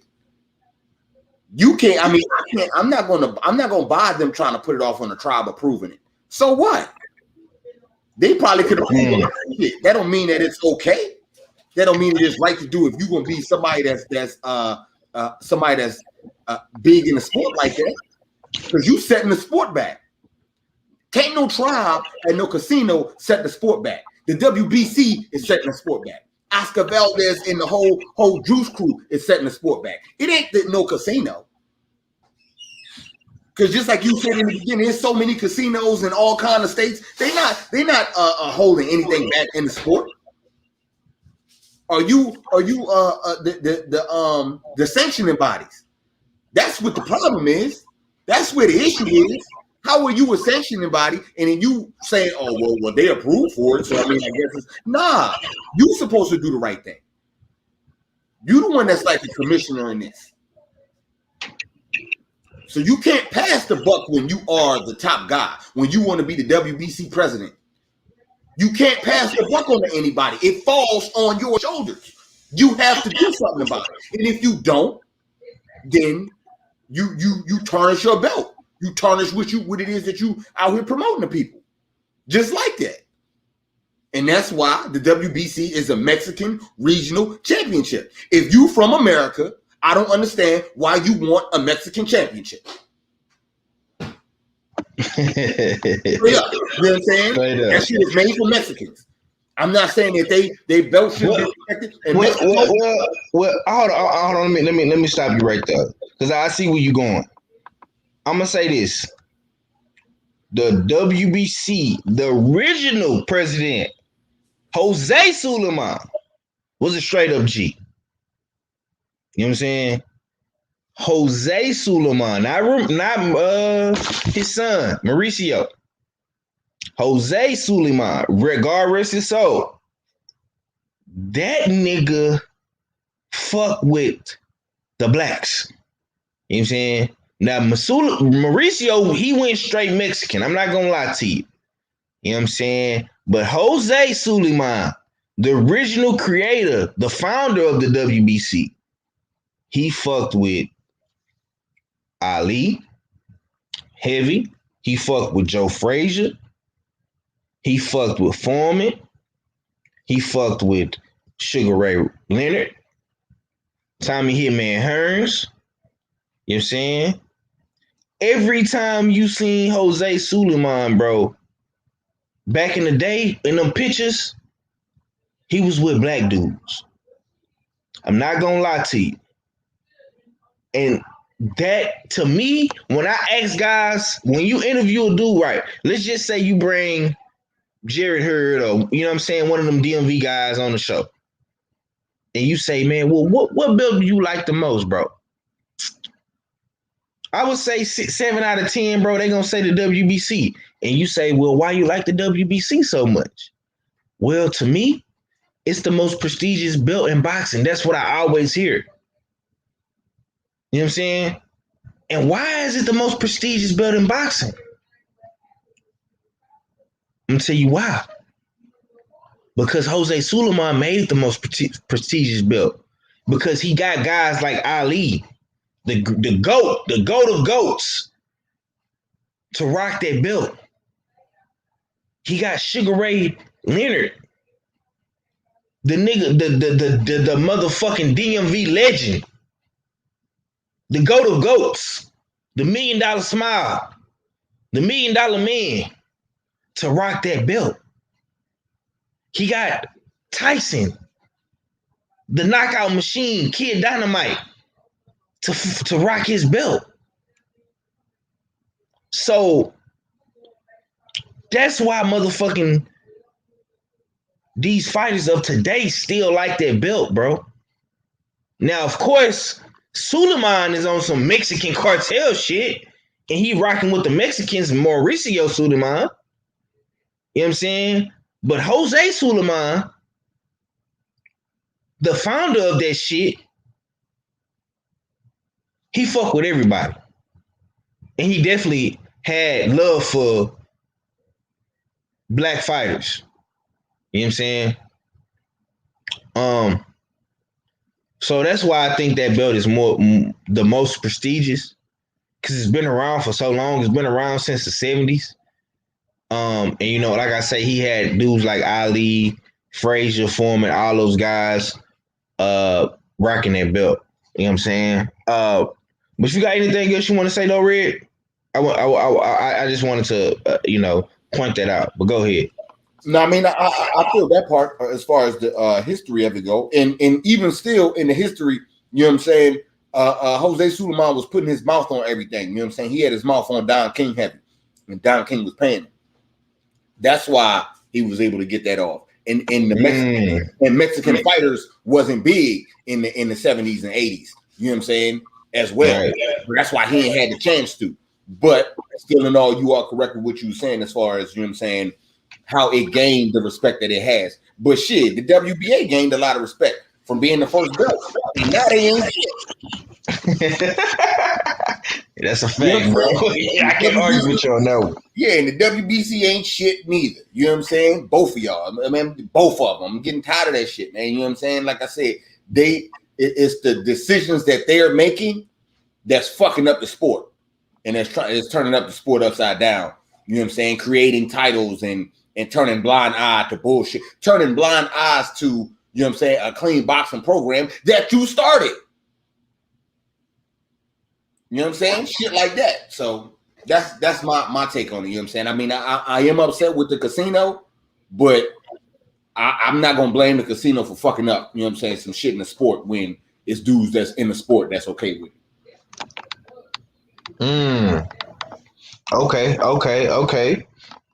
got my brother MSP, Mahar Nation Sports Podcast. What's going down with it, Mahar? Man, what's going down, 503, Mr. What should I call you this time around? Man, you turned on me on Smoke City Podcast, man. You know what, man? You use a turncoat for that, brother. Man, you still on it? Listen, bro, I'm gonna tell you something. Right now. I'm just kidding. No. Listen, let me tell you. The reason why I said what I said, I feel like you can beat Junior the Truth if you don't miss. But I think you're gonna be so excited that you playing him that you might do some stupid shit and you might miss, bro. Because I'm gonna tell you what Junior gonna do. I know he's gonna. He's gonna bully you, bro. He's going to bully you. He's going to fucking Shaq Diesel your ass. He's gonna go straight into Shaq mode. You know what I'm saying? He gonna turn his back and bada bing, bada boom, bang bang. You know what I'm saying? Now I mean, you're not a big guy, Mahar. You're probably 160 soaking wet, bro. We're talking about a damn near 300-pound guy. I just don't understand. I don't see how you can deal with that, bro. You know what I'm saying? Now, you can definitely shoot his lights out, you know what I'm saying, on some Steph Curry shit for sure. But can you have, I mean, is your jumper that wet? Could you hit 10 straight jumpers in a row? Do you think you can shoot that good? You know what I'm saying? Let me put you on the spot. Do Mahari Nation got a wet jumper where he can hit 10 in a row? Or at least 9 or 8 in a row? Yes, I do. Because Junior gonna miss a layup for sure. Yes. You know what I'm saying? So you got to be able to get the rebound though. You know what I'm talking about? Can you go on the street just straight wet? You know what I'm saying? Just straight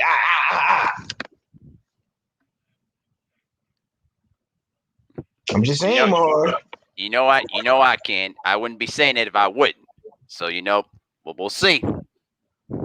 So hold on. Let me interview you right quick because you steady on this basketball shit. Yes, sir. How do you plan on dealing with a 300-pound monster in Junior the Truth? That's what I want to know. I got a strategy in mind, but I'm not going to reveal it on air because I know Junior's listening, so I ain't going to say it. I mean, Junior's on air, bro. I'm not. Bro, Junior ain't in here, bro. He gone. Because he would have been said something. He would have said something by now. No, he'll listen to the replay. So I'm not going to reveal my hand. No. Do you plan on tiring Junior out? Like just see this what you need to do. I'm gonna give you some pointers. Just run around in circles for about 3 minutes. You know what I'm saying? Just dribble in circles. You know what I'm saying? I'm serious, bro. You gotta tie my man's out. You know what I'm saying? Because he smokes cigars and shit, and because I'm gonna tell you, he gonna give you like the first 5 minutes of the game is gonna be his best shit. You know what I'm saying? So if you can take it past 5 minutes, you know what I'm saying, you'll be all right. You know what I'm saying? But this is my thing. This is my biggest concern with you, bro. I don't know if you can hit 10 straight jumpers, man. You know what I'm saying? I don't know, bro. I don't know. It's basketball, bro. Anything can happen. Listen, Junior can bang, absolutely. But maybe he can't hit his shots. You never know. So we'll see. We'll see when we play one-on-one what transpires. That's all I'm gonna tell you. Man, listen, dog. We gotta get your ass at one of these motherfucking events, bro. You gotta come outside of Minnesota, bro. And you know what, though, bro? That's what I'm planning on next year. I'm gonna plan on visiting y'all in Texas, and we can do this. Oh man, in Texas. Yeah. Oh man, if you come to Texas, man, we're gonna find the location. Now let me ask you this. I'm gonna tell you. Yeah, in my opinion, because I really want you to bust Junior ass. I'm not gonna lie. You know what I'm saying? But I don't know if you can do it though, bro. I don't know. My advice to you is to play him outside. If you come to Texas, see, but I don't know if you can deal with the Texas heat neither though, because you a northerner, bro. You're not a southerner. You know what I'm saying? See, me and Cadillac Red, we used to this shit. You know what I'm saying? That's why Cadillac Red can go and beat niggas in Virginia, because he been playing football in Louisiana his whole life. So he can whoop a nigga from Virginia all day. You know what I'm saying? See, I don't know if you can deal with the heat down here, bro. You know what I'm saying? So let me ask you this. Would you prefer to have Junior in a motherfucking gym, or rather have him outside? Whatever venue. I don't really care what the venue is. We can play indoors, outdoors. We listen. It doesn't matter what environment we play in. If you a baller, bro, you can play in any environment, bro. And I bet you Junior would say the same thing. Nah. Okay. You saying this right now, but I don't want to hear no excuses if you get your ass busted. No excuses. That's why I'm trying to see, because if you come to Houston. You know what I'm saying? I want it to be set up just right. Well, it ain't no excuses. I don't want nobody to say, oh, it was too hot outside. Oh man, the court was slippery. Oh, no, that was a double rim. I can't shoot on double rims. You know what I'm saying? I don't want to hear that. Cause me, I'm a hood nigga. I take your ass to Trinity Garden Park. You know what I'm saying? You can play at that court. You know what I'm saying? Or I can take you to the downtown park. You know what I'm saying? At Herman Park, you know what I'm saying? I can take you to the inside gym at LA, you know what I'm saying, fitness. So you know, fitness connection, wherever you want to go. All right. You know what I'm saying? So I'm just trying to cater to y'all, brother. Especially if y'all come to Texas. I feel like me and Stay Ready will have to, you know, open the motherfucking me doors up with the southern hospitality is all I'm saying, brother. And don't worry, I'm not gonna comment on bullshit. I'm gonna be very, very respectful. Because Okay. Enough said, man. Well, let me get your thoughts on this whole Oscar Valdez situation, man. This whole cheating scandal with the amphetamine shit, man. How do you feel about guys that use PEDs to cut weight or get an advantage in training camp? How do you feel about that? And do you feel like Oscar Valdez fight should still be going on or should it have been canceled? I'll make it simple and sweet. It should have been canceled from the beginning because the bottom line is the guy used PEDs. I mean, but again, we know what the WBC is about. They don't care about their own rules. They will bend the rules to suit, favorable fighters or entities. I mean, you could go back towards the 70s. And listen, I'm going to say one thing about Jose Sulaiman that people will not say. Jose Sulaiman did not fuck with blacks at all. He only fucked with the blacks because they produced the most amount of money. That's why he had his belts with the greatest fighters of our generations, like Ali, Leonard, Hearns, even Tyson. You know what I mean? Mm-hmm. That's the thing, though, bro. Like, listen, they don't care because as long as they make their money, they don't care. They only care about one color, and that's green. You know what I mean? That's what it is with WBC. So I'm not too surprised by this at all. I think that, again, they're just doing what they've been doing all this time. I think it's about time that a lot of these boxers need to stop messing around with the WBC or a lot of these sanctioned bodies at all. Because if they continue to bend their own official rules to suit, favorable fighters, then what's the point of doing business with them? You know what I mean? And the Oscar Valdez fight should not happen at all. But at the same time, if they're going to make a lot of money out of this, money talks. And so if they're doing this at a venue where it's basically catered by, Native Americans, because listen, up north of Minnesota, bro, we have several casinos that are basically legally owned by Native American establishments. So if they can make some stuff work to try to make an event possible, they're gonna do it, regardless of what the sanctioned bodies or the athletic commission thinks. And so the thing is, though, bro, like, listen. If these boxers are so up in arms about the WBC, why not stop accepting their belts? Stop accepting their hand-me-down belts or even their legitimate belts. Do what Riddick Bowe did in 1992. Take the belt and throw it in the goddamn trash. Send a message loud and clear that that belt is nothing but a meaningless belt, and you're just using it to try to get money off of the fighters. That's what it is, though, bro. Like, I don't respect the WBC at all. They've always been corrupt. They've been corrupt. And so it's only a matter of time before the WBC does the most egregious shit of all. That's pretty much going to put the nail in the coffin for them, and it's going to pretty much convince a lot of the boxers, regardless of the race, that you'll never want to do business with them again. And it's going to be so bad that they're going to be forced to go into bankruptcy. You know what I mean? And they were almost gone into bankruptcy. You know the whole Roy Jones Jr. Title change situation back in the day with that German boxer. So they've been facing bankruptcy many, many times before. But if this continues, they're not going to be less lucky this time. Mm. Okay. Salute to my brother Talib Cunningham, man. I see you in the building, Tay Brown. Salute. Okay, man. Well, let's change gears, man. I'm tired of talking about Valdez. Me and all fella talked about it for damn near 45 minutes now. So I want to get into some shit by Stack Timber, man.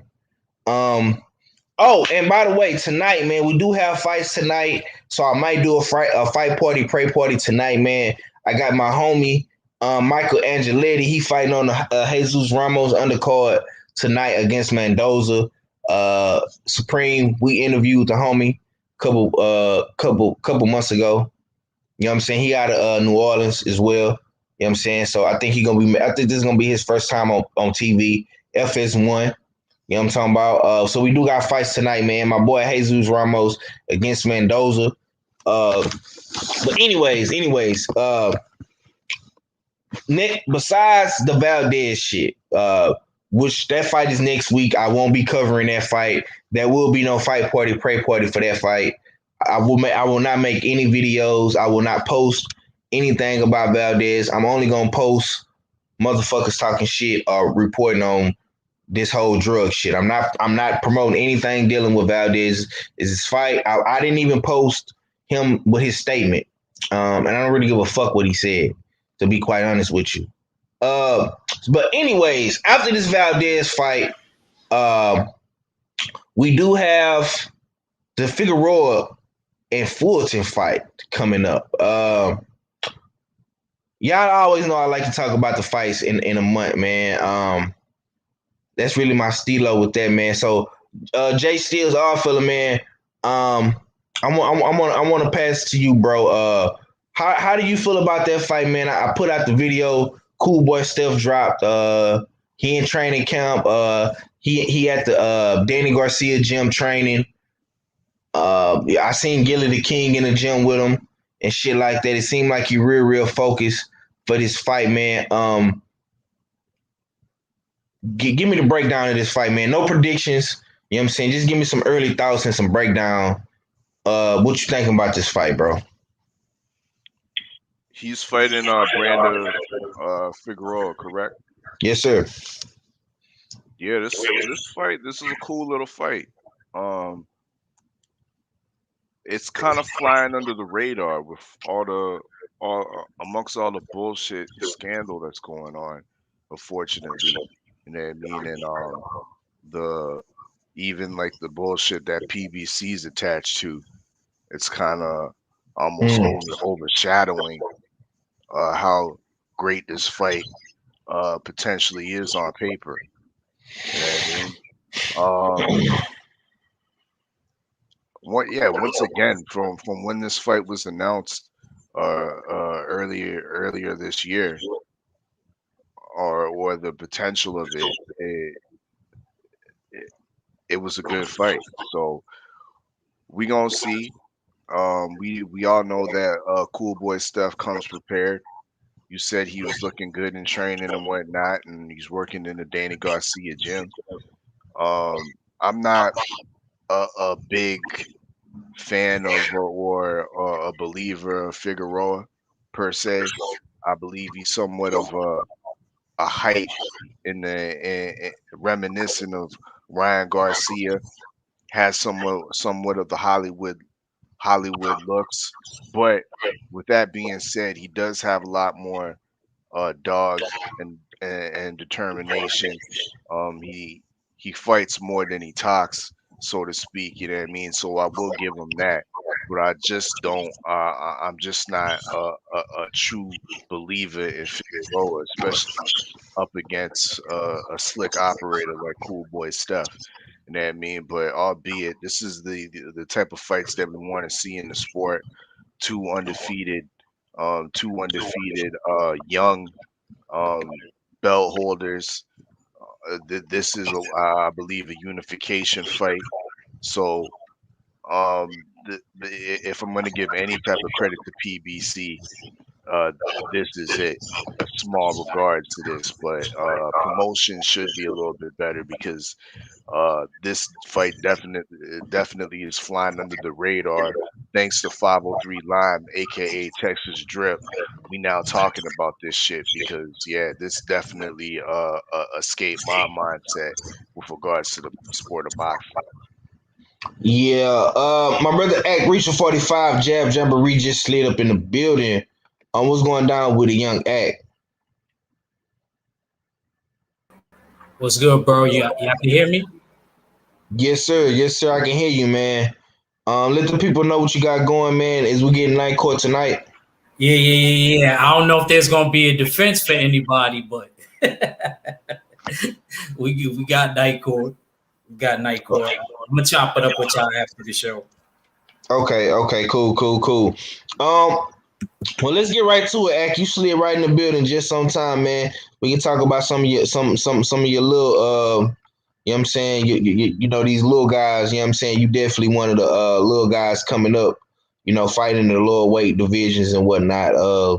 How you feeling about this Cool Boy Steph Figueroa fight, man, in the next it's 2 weeks away. You know, I'm a bypass Valdez, man. I want to talk about this Cool Boy Steph Figueroa, man. You know, me and you been going back and forth about this fight, man, but it's finally here. I got this video on the screen right now, as you can see. Cool Boy Steph been in the gym, you know, working in DSG, you know what I'm saying, in Philly. You know what I'm saying? They got my boy Gilly, you know what I'm saying? They getting it in, man. How you feeling about this fight though, bro? You know what I like about Cool Boy Steph? Yeah. He don't act like he a champion. Cause I remember there was one time with him, it's him and Jerron Ennis. Cause I feel like him and Boots is like out of the boxing dudes, they cool. Like out of Philly dudes, I feel like they cool. Cool Boy Steph from South Philly, and you know, Jerron Ennis is from North Philly, where everything happened in that. Like Jerron Ennis, he acted like he had the belt more than Cool Boy Steph did. Cool Boy Steph was just there, just chilling, interviewing him, like Jerron Ennis already won the belt already. But I'm thinking in my mind, like, Cool Boy, you already won the belt. You know what I'm saying? But you acting like, but I like that. I think that's a good sign. That's a good sign to me. You know, and honestly, I can't wait because me and 503 been the main ones bringing this up. I told 503 about the horrible dream that I had. The horrible dream that I had about this fight. For some reason, 503, you know what I mean, in my dream, you know, of course, he picked Figueroa. And the crazy thing is, it wasn't that Figueroa just won the fight. Like, Figueroa stopped my mans. And you know, 503 called me ASAP. He called me so fast, yo, but I woke up. It was a dream. I woke up. It was a dream, y'all. Because I don't think that'll happen in the real world. That's in a parallel universe. In the real world, what happens is dudes that ain't as coordinated as Cool Boy Steph, which would be Figueroa, they end up losing. That's what happens in real life. So I go with my mind and not my heart. And I gotta go with my boy Cool Boy Steph on this one. Boy be training like yeah. I think actually the COVID with certain people it's a cheat because I feel like it can make you stronger. It can make you stronger. I know some people that had COVID that had to push harder in their workouts. Right on. I'm gonna say this, man, and I'm gonna pass it to my brother Red, man. Cool Boy Steph better be on some boxing shit in this fight. Because if he try to come bang like how he did with Leo, it's not gonna end well for him. Good point, 503.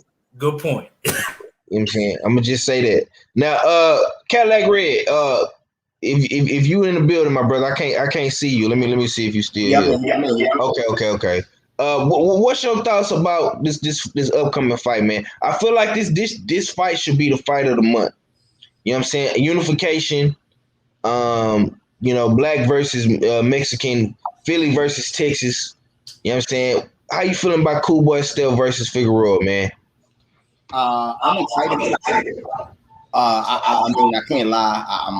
I'm fucking with Figueroa. You know what I'm saying? I said he gonna have to win one more fight for me to start going for him hard. You know what I'm saying? But in this the fight that he gonna have to win.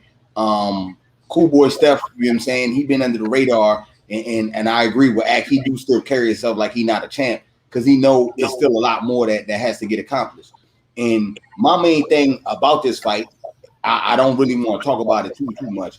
But my main thing is what's going to happen after this? Are we going to get undisputed? Are we going to get another unification? What are we going to do? Are they going to just sit at unified and everyone else going to duck them? You know what I'm saying? And bring the bullshit to the sport. So that's my main thing. I'm happy that they are unifying with each other though. It's no duck and talk. So I'm definitely hyped for that. But I want them to unify. I want a unified champ at that weight class. You know what I'm saying? And that's pretty much what I would say about both of them fighting. But as far as how the fight gonna go, it's gonna be fireworks, man. You know what I'm saying? Because Cool Boy stuff ain't coming to lay down, and Figueroa do got Texas lean. So we gonna find out. You know what I'm saying? We gonna find out whose will is gonna be stronger in that fight. You know what I'm saying? I'm thinking it's gonna be definite fireworks. And then, like you said, this might be one of the best fights of the month. No bullshit. Yeah. I'm gonna say this, man. You know what I'm saying? Don't let the pretty boy Figgy sweat. look like he in shape. I ain't going for Figgy. I can't cap on Figgy. I can't cap on Figgy. Figgy looking ripped up over there. He ain't playing this shit. Don't let the pretty boy swag fool you. My man is coming to rip a boy face off. You know what I'm saying? He coming for blood. You know what I'm saying? Now, Mahari, I'm gonna ask you, my boy. I know you probably don't know too much about these guys, man. They kind of just in lower level weight classes. You know what I'm saying? Fighting at 122. But you know, if you want to watch a fight this month, man, I know you don't like AJ. I know you ain't fucking with the Valdez shit, man. So Showtime in 2 weeks on the 17th, I believe so. This fight, Figueroa and Fulton, man, is probably gonna be one of the best fights of the year, especially of this month for sure. What you got anything on this fight, Mahar? I don't have a too solid opinion on it, so you can skip me on that one. Okay. That's cool, man. I like your honesty. So let me give you my spiel. Okay, my spiel is this. I'm nervous, bro. I'm really nervous, man, because I don't know what Figueroa I'm gonna get. I don't know if I'm gonna get the banging Figueroa. You know what I'm saying? That's coming forward. You know what I'm saying? Putting that Texas lean, that pressure on Fulton. Or I don't know if I'm gonna get the boxing Figueroa. Now Figueroa can do both. Let's not get it fucked up. He can box. You know what I'm saying? He chooses not to box because I mean he's a you know he has a nice size to be a 122. He pretty much uses his size and his will to just overwhelm guys. So I think me personally, man, I think Figueroa could be fighting at 130. 503. Please read my New York brother's comment. Room for Far Rock. Shout out to Far Rock away. Okay. Hold on. Let me see. I didn't see it. He says, and we need to get to see the sister. Thirsty. She's the best strength and condition, second best strength and conditioning coach in Texas. Outside of Blue. Oh man, I don't know about that. I don't know. Yeah, we got a lot of good strength and conditioning coaches out here, man. You know what I'm saying? Texas, we known for power. But anyways, you know what I'm saying? She do a good job. You know what I'm saying? She do a good job. But anyways, like I was saying, I'm riding with Figueroa, man. That's Texas, you know what I'm saying? That's my Bato, my essay, my compadre, all that good shit, you know what I'm saying? So I'm definitely riding with him, you know what I'm saying? Whatever Figueroa do decide to come. And like Cadillac Red made a great point because what's gonna happen after this fight? You know what I'm saying? Is we gonna get some more unifications? Is we gonna get a rematch possibly? You know what I'm saying? I mean, it's a lot of possibilities that could happen. Myself, I do want to see one face, one champion in all these weight classes, and especially, man, when you start having guys unify the division, it only makes undisputed more exciting, and it should put pressure on these other champions to fight. And now I know, we got the IBF champion and the WBA champion, which is Akhmedov. He has 2 belts, and hopefully they can get him in the ring next, possibly, because that's the guy. That's the guy that has both those belts. He has the IBF and he has the WBA belt. You know what I'm saying? So I would love to see them versus Akhmedov, however you say this guy's name.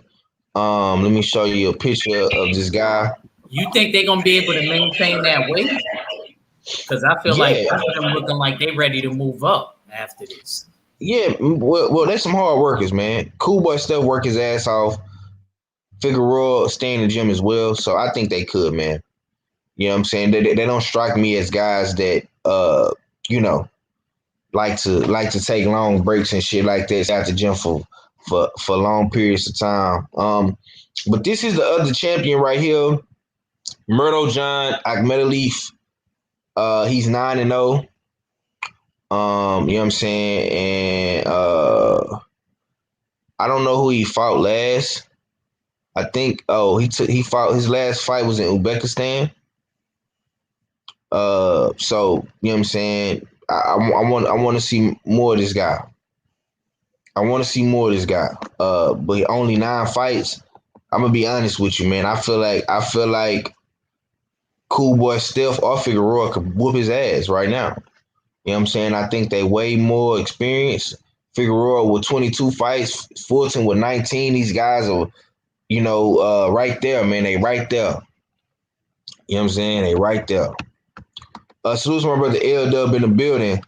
He say Aleem and Gary Antonio Russell is on the card too. Oh, for real?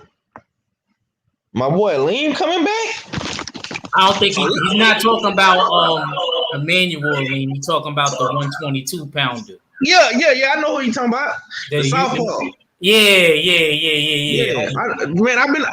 I've been on my shit. I've been yelling some more. Okay. Yeah. Yo, can I just point out something? Go ahead. Pop your shit, bro. Hasn't this been a strange year? Because I feel like it's been the most no contests I ever seen in my life. Like he brought up L-Dub brought up Gary Antonio Russell. You see what happened with the headbutt, and he didn't get to finish. And then we seen what happened yesterday afternoon or mid afternoon. But that wasn't a no contest though, Act. That's what I mean. I've been a lot of no contests. No. That was a technical draw, Act. Well, you know what I mean. If it don't go past 4 rounds, where they can't go to the card. But sometimes it do be a no contest. You know what I'm saying? Like I mean, I agree with you saying. Boots had that situation. It was a no contest. But there you go. This shit yesterday was on some technical draw shit. Yeah, right. That was weird as fuck. Everybody loses. All of us got called tomorrow. I'm gonna keep it real. I thought that Laura was coming on. And that's what everybody is saying. I don't give a damn what none of them say. I felt like the alcohol was getting the Warrington, the Irish pubs, him and his daddy being in the building. You know what I mean? It was catching up to him. It was only a matter of time. Because Laura was coming on.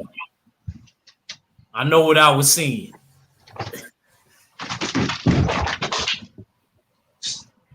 That's all I had to say about that. I just felt like Laura was coming on. You know what I mean? We ain't going to never really know because I felt like that saved Warrington. But I felt like he started, you know what I mean? He started feeling the pressure. He started like 3, 4s, and 5s at him. Okay. 1, 2, and 3s at him.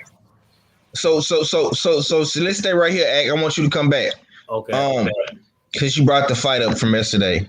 I want to ask everybody about Conor Benn. How did you feel about the Conor Benn and Granado's fight? I spoke on it, so I'm not gonna say nothing, but I want to get you guys' opinion. Do you feel like he deserves a big fight now, like with Adrian Broner? I mean, who would you like to see Conor Benn fight next, man? I agree. I forgot who said it last time. I think it was on Red's panel, not the week before last. Why I forgot who said it. Why are you gonna fight Adrian Broner? I think it was you. Why you gonna fight Adrian Broner when he in rehab? Right. And stuff like that. At least let it be regular AB that's just coming out of nowhere and then starts training with Mike Stafford or whatever. You know what I mean? Then I'll be more, happy, about the fight being made. But I think he's at 147. There's a ton of guys. Right. A ton of guys, and rather than you, I understand like Eddie and y'all try to make strategic matchups to where a person could sell the fight and stuff like that. And I think Conor Benn, he ain't going to sit back and not talk. He's going to, talk his shit too, and he going to be able to sell the fight. I think he looked good. He looked sharp, but I do want to see him step it up. I don't know against who right now. I know the brothers throw some names out there. There's plenty of dudes that we bring up all the time, but I do want to see him step it up. Against these higher tier opponents. I don't really want to see him against AB, not right now. I still think Adrian Granados is a little past, even though it went the distance, right? I fell asleep a little bit, I gotta admit. Yeah, because if it would have been an emphatic knockout or something like that, then I would have said a little bit more. That's always more deserving and shit like that. But then again, I still feel like people would have been like, Granados is a little bit past it. Just kind of like how I said about Ivan Baranchek. You could get dudes at the right time. But like I said, I do want to see him step it up. That's all I really got. Okay. My brother L-Dub say Undisputed is next. If PBC can get Canelo over Undisputed, they can definitely get MJ over for the Fulton Figueroa winner. Okay. MJ fought his IBF mandatory in April and will fight his WBA mandatory in October. My mans. Cadillac Red, man. What you think about Conor Benn, man? Because you was talking shit in the chat yesterday. You know what I'm saying? Who you want to see him fight next, man? Me, myself, man, I don't think he should be able to skip the line and get an Adrian Broner payday. You know what I'm saying? They should be paying Adrian Broner. Why they not talking about fighting Bruce Ennis or Virgil Ortiz, man? Who you want to see Conor Benn fight next since they throwing names out there and shit? What you got on that, bro? Okay. So yesterday, right, I had put in the group text that Conor Benn is some hot garbage, right? I changed my mind. That nigga is some super hot garbage. You know what I'm saying? I don't want to hear shit he got to say. You couldn't get rid of motherfucking Granados. You was out there looking like a damn fool, swinging for the fences. You swung so hard you turn yourself into a 360, nigga. What the fuck going on out here? That ain't professional boxing. Looking like a damn fool out here in the damn ring. Man, look. Stay your ass over there. Go fight Avanesian. That's what you need to be doing. Avanesian is the best 147-pounder over there. Until you beat him, you ain't shit. You know what I'm saying? I'm tired of this nigga always. Why you call him Avanesian? He's some type of warrior or something, man. That nigga garbage, man. For real, man. He is not no tough guy. You ain't shit. You talking about you want to fight AB over here. Tougher than you, Banks. You know what I'm saying? Tougher than you, Banks. Man, no, he ain't. He talk more shit than you, Banks. He ain't no motherfucker tougher than you, Banks. That nigga's hot garbage. I Supreme Base, I had to be honest with you, bro. As much as you don't like Conor Benn, though, bro, he is more tougher than Chris Eubanks, bro. I'm sorry, man. If me and Abel agree, It's over. Man, Yeah, bro. I don't give If a me and damn Abel what you agree two on niggas something, talking it's about. over. Just because you two niggas talk about somebody. If you and Abel agree on something, that means you wrong, Act. Exactly. Man, Stop. You always disagree with me on everything, Stop. Ain't no way in hell I'm gonna listen to you two niggas. Y'all don't know shit about anything foreign or no UK boxing. I listen to our fella, a foreign correspondent. You know what I'm What? saying? Or somebody like 503 with his into the streets over there. But y'all niggas don't, man. Get the fuck out of here, man. You talking about he tougher than Eubanks. He ain't shit. He ain't got no fights. He ain't Yeah, but doesn't Chris, you all he make do it is joke. all he do is Bro, what talk. do you mean, man? All he do is talk. All I But see. hold all on. he do is talk. You know what I'm saying? Oh, yeah, right, bro. That's all I see. Right. It's a bunch of fucking And talk. then you got to think about this too, Red. You got to think about this too. Eubanks didn't fought a couple of people. You know what I'm saying? The George Groves of the world, the Billy Joe Saunders. He might have lost, but Nah. I got one better than that. I got one better than that. But fucking Eubanks fought in America. What can you say about your boy? And I didn't. He won't step. He stepped foot in America, cut his hair, change identities and shit. Yeah, nigga. That nigga soft out here. Fuck out of here. That shit don't fool me.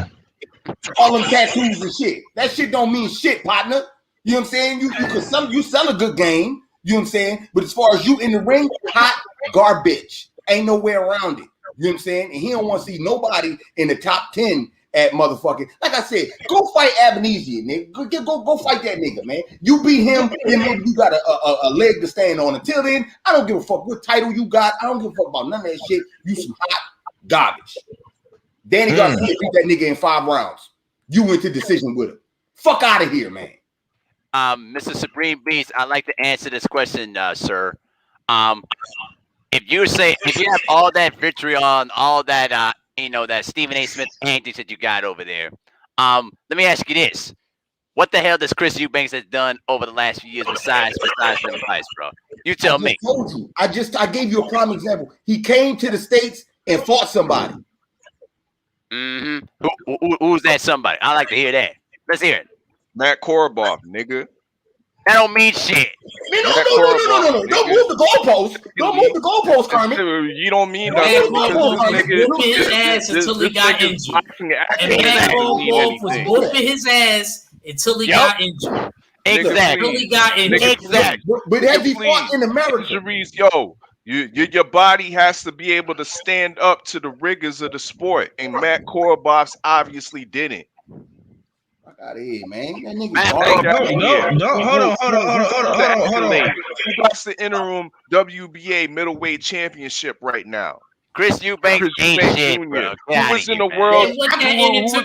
Who was in the World Series of boxing? Who was in the World Series of boxing? Look, man. Hold on. We can squash this shit right here, right? Don't Eubanks got a fight coming up, all fella? He does. A tune-up. As usual. Yeah, as usual, like Conor Benn. It's like story has been no. It's like story has been tune-ups. Man, that nigga Conor Benn, the whole shit is a tune-up, nigga. What was you saying? This nigga was down on the canvas twice by a French journeyman, Cedric Paynoy, nigga. And you talking about, Ben is more tougher than Eubanks? Get the fuck out of here. Hold on. Let me Conor Benn big fight, man. He lost to a master. He lost to a master George Groves. Who? No, he got a boxing lesson by his mate. No, man, listen. No, bro. Conor Benn went life and death with somebody, bro. I can't remember this dude. The nigga, he fucked Conor Benn eye up, nigga. Who was that dude off of? Yeah, the Frenchman. That was the Frenchman? That nigga don't got nobody on his resume, nigga. Conor Benn ain't fought shit and he getting his ass whipped out here. Nigga was 9-7. Fuck you talking about, garbage ass nigga. You man, fuck out of here. And the only thing you could do, you can't say that he tough. You gonna try to compare him to Eubanks, like Eubanks is a world beater, and he's still tougher than that nigga. Fuck out of here, man. That nigga ain't the best. I can name 15 motherfucking welterweights that's better than this nigga right now. Okay.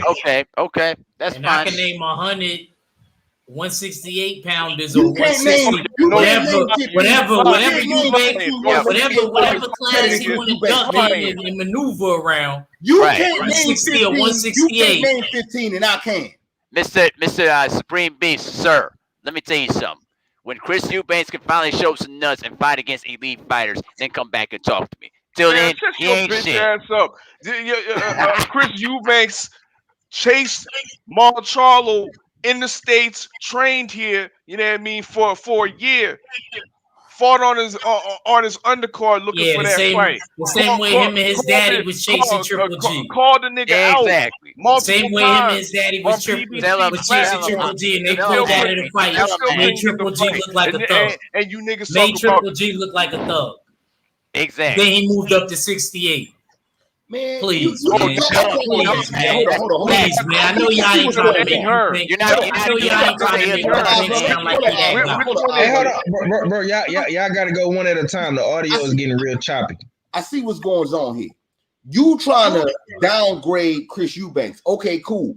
I want you to sell me Conor Ben, though, nigga. That's what I want you to do. That, Tell me that, nigga. yeah, because I'm not sold, bro. All you doing is talking Yeah, down show on me Eubanks. Eubanks No. was out here Yo, sporting the Eubanks, IBO tell me belt. Conor Ben. That's what I mean, though. He was sporting the That's right. IBO belt. Like it Right. was cool to have. Yo, you don't fuck with the WBC. Fuck out of here, niggas. Don't you see the mandate? We ain't fucking with the BC or the WBA. It's IBO, IBF. Shut the fuck He's up. all That's what it no, is right because the now. IBO is all he's worth. Man, That's all he worth. No, Everybody's hold on, hey, I'm gonna keep it real. Hold on, Hold on, Red. Hold on. I'm gonna say this. The nigga Eubanks have been trying to get a championship fight. I ain't gonna lie. He been calling out champions. He called out Charlo. He called out Plant. You know what I'm saying? He called out a couple guys, man, and them dudes straight ignored him. Okay, what happened? You know what I'm saying? What happened to Boo Boo? What happened to Boo Boo? Eddie Hearn didn't make.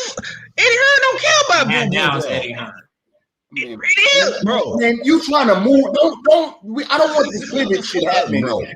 A 503. I mean, I don't mean cut you off. It's a pivot going on that Agri trying to do.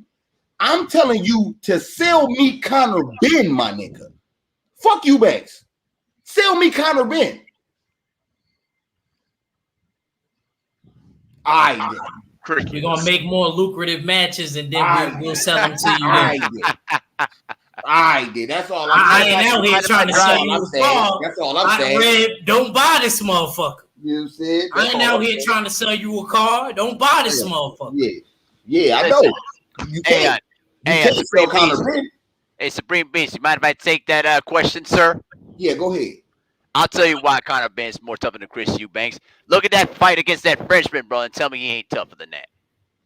Bro, it was a knock him out. It was a phone booth type of fight, though, bro. If I don't show you how tough Conor Ben is, I don't know what else to tell you, bro. Now listen, do we want him to see a fight against them elite fighters? Absolutely, I do. Well, let's put him in there and see what he gotta do. If he lose, then hey, then maybe he's not what he think he is. I think he's the goods, but I want to see him fight against elite fighters. And if he ducking the fade, then my opinion will change. Does that sound better for you, Mr. Supreme Beast? I mean, you say he tough. Tough don't make you good. We'll see. We'll see. Tough don't make you good. I mean, you know, I believe he is. I believe he is, but we'll see. We'll see. Man, he's a domestic level fighter, man. Okay. And what is Eubanks? Eubanks been in the States, man. I just said it before, man. I guess Matthew Korobov. Come on, bro. World class. All right, I'm done. I guess Matthew Korobov, bro. Come on. Okay, hold on. Okay. He holds a world class belt. He's fought world class opponents. Right. He's been in a world class tournament. Your boy And Conor lost. Ben has done And none of that. lost. And lost. Losing is still an experience, my nigga. He didn't lose by stoppage. What experience do you gain if you lost in a tournament? Slow down, Mr. No acumen, boxing acumen. Because let me give you a lesson on something. First of all, his first loss to Billy Joe Saunders was by split decision. Niggas just want to talk about the L, but not want to talk about the minute details of that fight. A split decision, meaning that one judge in that fight out of the 3 judges had Chris Eubank winning that fight. Moving on, he lost conclusively to George Groves in the World Series of Boxing, the World Super Series of Boxing.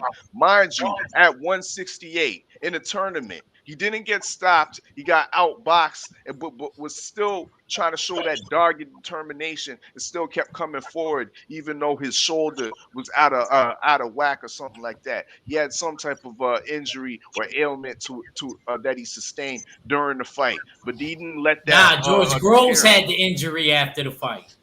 They made Yeah, him after the fight, but I'm talking about during the fight. So slow down, homie. You know what I mean? Let Yeah, me he school. probably could have stopped him if he didn't have Let that me school you. injury. Let me school Probably you could have on stopped something. So let me Eubanks. school you on something. These are top flight fighters. You know what I mean? Both of these guys that you speak of, mate, were both former champions, former championship fighters. You know what I mean? Who do you speak of when you talk about Conor Ben? You bring up Cedric Paynoy, a Josh French Kelly. journeyman, 9-7 that he went life and death with. You know what I mean? We're talking about the comparison of a prospect. You know what I mean? That's just reaching fringe contendership. He hasn't even cleaned out the domestic level in the UK. He hasn't done nothing with Josh Kelly. He hasn't done nothing with Chris Congo out there. But you don't even know of these names because you don't have the boxing acumen. You know what I mean? But I know of the welterweight landscape in UK, and he hasn't got none of those guys on his motherfucking resume. Now moving on to the European weight class, where's David Avanesian? You got amnesia about that. You don't know about David Avanesian, but he need to go through that work before he gets I do established know as a about him. world class contender. But then you want to discredit Chris Eubank Jr., who has 30 wins, only 2 losses to former champions. 22 knockouts, been in the World He Series should of have beat George Groves, Steels. You're not getting beat away with beat that. beat George beat Groves is Matt past it. Korobov. He even looked past Yep. it when he fought Callum Okay, Smith. Yo, if your you go, logic, if you go, your logic is flawed. if You you said go, he should have. He didn't beat it. It's still experience. A 12 if you round gonna say experience. that, act, if you gonna say that, we need to say Conor Ben should have knocked out Granados. Fuck is we talking about? I'm just saying, bro. You can't have it both ways, bro. The nigga You know what I'm swung saying? so hard he turned himself around in a circle, man. He trash. That boy garbage. Okay, so I'm asking Mahari Nation. I'm asking Mahari Nation Yes, because sir. because we going on a tangent right now, and I still haven't got Mahari or our fellas opinion on this Granados fight and Conor Ben fight. So let's get back on track, man. Abel, I'm gonna ask you, Yes, sir. how did you feel about this Granados and Conor Ben fight, and who do you want to see Conor Ben fight next? Since you got a high opinion and you kind of in a ballpark with Act, you know what I'm saying? You who do you want to see him fight next? Would you want to see Well, to answer your him fight question, no. AB? Yeah. Maybe Boots Ennis, maybe Victor Ortiz. I mean Virgil Ortiz. Maybe Avanesian, Josh Kelly. You know what I'm saying? I mean, talk to me. What you got in there, bro? Well, I'll say this, that I do believe that Conor Ben needs to have some improvements to his game, but he did fought very well against Adrian Granados. Not impressively, but he did very well. I still think he needs to improve on several things. But is he ready for elite fighters? I believe he is. Now, to answer the question about who I want him to see him fight, I love him. I would love for him to fight against and I would love to see him to fight against Boots Ennis, Virgil Ortiz. Listen, Virgil Ortiz won't smoke anybody. And I think that Conor Ben is the type of dude that said, hey, let's make the fight happen. I think that would work very, very well. And I would love to see that kind of fight. AB, I don't, maybe to me at this point, he has trouble making 147, so I don't know. I don't know if that fight can be possible. But if AB can make weight, it wouldn't be an issue. I think Conor Ben is going to basically have a better chance of beating AB in that regard. Now against Josh Kelly, that's a toss up. You know what I mean? So I would say that'd be a toss up, but I would favor against Conor Ben. Listen, I would love the two guys I would love Conor Ben to face against, Boots Ennis and Virgil Ortiz. I would love those fights ASAP, Rocky. if they make the AB fight, I mean, I would still watch it, but it wouldn't be high on my list. You know what I mean? Josh Kill would be the dead last option in my view. But those two fighters, Ennis and also Ortiz, I would definitely want him to fight those fighters because that'd be perfect, ideal test against a test for Conor Bean. Be honest, bro. You don't think Conor Ben can beat either one of those guys, do you? I believe he can beat. I think he can Now beat. you gotta give him. Hey, but we gotta give him somebody like Mighty Mo. Mighty Mo. You know what I mean? Yeah. Gotta give him somebody like that, and then This nigga ain't crazy. or No, Josecito Lopez. No, these are true Knockout boxing. events. You can't say Stallone's. Hell, Listen. Why not? Stallone's is like a 154 pounder. Stallone's is like a Why you 154 pounder. bro? Eubanks You can't crazy. even handle Stallone's. Why not? Come on, man. Why I gotta go back to Eubanks, man? We talking about Conor, my nigga. We got the Conor Protection Club. Yeah. No, not me, Wow. not me, fella. I said I would love for him to fight against Virgil Ortiz or Boost Ennis. That's what I said, bro. I'm not trying to protect him, nothing like that. I want him to fight those fighters. Can he beat them? We're gonna see. I want him to see. I would love for him to beat one of those guys. Boost Ennis is a huge uphill battle because Boost Ennis is that elite. Virgil Ortiz is up there. I think that Conor Ben may have a chance against Virgil Ortiz, and I would say with Boost Ennis. That's just my opinion. Might have a chance. Wow. Okay, all fella. Fucking tripping. Oh, okay. No, Wait, Mahari. You had your turn, bro. You had your turn. You made your point. You know what I'm saying? You say Virgil Ortiz, Boost Ennis. You know what I'm saying? Now you did say that he could possibly beat my guy Virgil in Texas, but he can't beat Boost Ennis, right? That's what you said? yes, I did. I did say that. Okay. Wow. Get the fuck out of here. Anyways. Oh, okay. No, you know I'm riding for no I'm big riding for Texas, bro. I know you are. But You know what I'm saying? So get the fuck out of here with that shit. You know what I'm saying? Oh, now hold on. Let me read some of these comments right quick. Talib Cunningham say all UK fighters are trash except Josh Taylor and Tyson Fury is a cheater. Knockout boxing say Ortiz would knock Ben out inside of 6 rounds, but I would love to see that fight. Thank you, my brother. Or give me Ben versus Stellonis. Ben versus Avanesian is a good fight as well. PGA Big Dog, salute, man. Salute. He say salute 503 in the chat. He say stop it, homie. Stellonis fights at welterweight. He has been at welterweight his entire career. At Reacher, Jab Jamboree. Ben has no shot against Ortiz right now. Style is all wrong for him. Thank you, sir. Ortiz destroy being bad. That's what the OG Bruce Gold say. Facts. Okay. Okay, all fella. I didn't deny that. Okay. I ain't gonna lie. Too much for a lot of people. Can you please stop talking about Conor Ben and Chris Eubanks should not even be in the same sentence, bro. I'm just saying that. You know what I'm saying? Conor Ben ain't on Chris Eubanks level. You know what I'm saying? If we talking about dudes that use their daddy name, I would say Chris Eubanks has surpassed Conor Ben. I'm just saying. You know what I'm saying? But, fella, take us home, man. How you feel about this Conor Ben fight last night? How did you feel about, Eddie Hearn steady pushing the issue for Adrian Broner, man? And who would you like to see my man fight next? I know why these niggas like Conor Ben. Why they like Conor Ben, bro? Because he does have that brashness about him. You know what I mean? And he does have a springiness. He's willing to throw combinations with relentlessness, sometimes with reckless abandonment. You know what I mean? But that's his problem. You know what I mean? And he was getting caught by somewhat washed to me, Adrian Granados. What's going to happen when he fights the real elites at welterweight that's able to punch inside those wide combination that Conor Ben likes to uh, overwhelm his opponents with? My guy Granados was able to effectively use his feet to maneuver around the combinations the whole night and pretty much punch his ticket to another payday, another uh, somewhat top level fight again.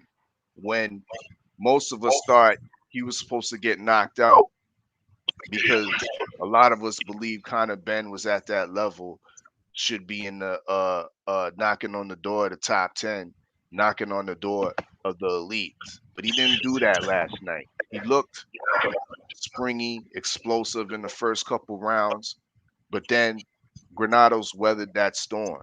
You know what I mean? And we saw that Conor Ben started running out of ideals of how to break down a older, aging, on the move Adrian Granados that's pretty much trying to survive, you know what I mean, and fight in spots, you know what I mean? And in the spots that he did fight, he was catching Conor Ben, giving him problems.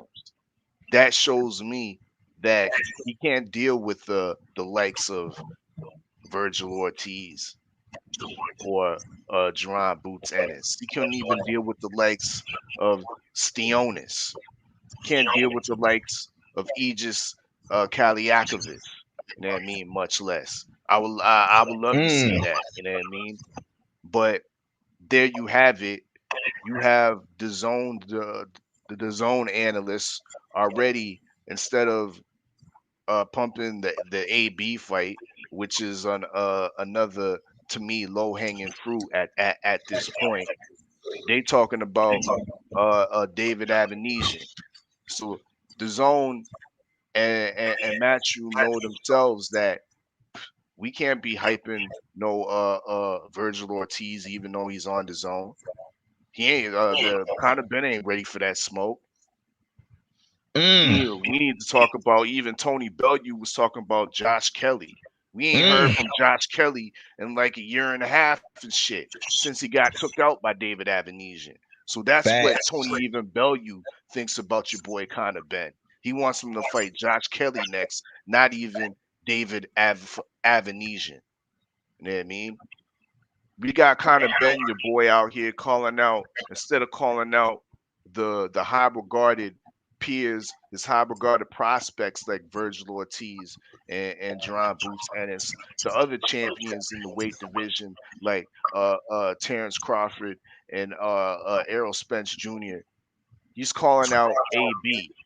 You know what I mean? Who's coming off of a controversial decision, been inactive, don't know which weight class he's in, if he's in 140 or 147. But this is what the low hanging fruit that my guy Conor Ben is deciding to call out. That's not impressive to me. That doesn't scream tough to me. Like y'all niggas want to appeal to the masses that this motherfucker is tough and he's he's the next one out of UK. I'm not buying it. You know what I mean? I'm not buying it. Once again, he needs to clean up the domestic issues that he's having over there. Chris Congo, motherfucking guys like even Matthew McKinnon, who got an upset a couple months back. He's another high rated boxer that will box the fucking ears off of Conor Ben. Box the ears off of Conor Ben. You know what I mean? So stop it with all this shit. Like he's ready for world class and he's ready for all this American smoke. Nah, man. It just ain't real. You saw what Adrian Granados was able to execute surviving in survival mode last night, yesterday afternoon. That's my take. Well, salute to my brother, Mr. King Palmer, coming through in the super chat, showing big love to your boy, man. You know what I'm saying? Dropping that half a dub. I mean, that half a 10 on us, man. You know what I'm saying? You know what I'm saying? He said he got 5 on it. You know what I'm talking about? So appreciate you, my boy. Appreciate you. So we've been on this joint for damn near 2.5 hours, man. I know my brothers got other shit to do, man. I got one more hot boxing topic I want to get to, man, before we get up out of here. And this is about, of course, one of my favorite guys. You know what I'm saying? One of the only niggas to even say something about Valdez and Team Canelo and hold his nuts. And that's my boy Caleb Plant, Sweet Hands Plant, you know what I'm saying? My boy out of Tennessee, man. You know what I'm saying? You know what I'm talking about? You know, when they say it's Tennessee, allegedly. You know what I'm saying? But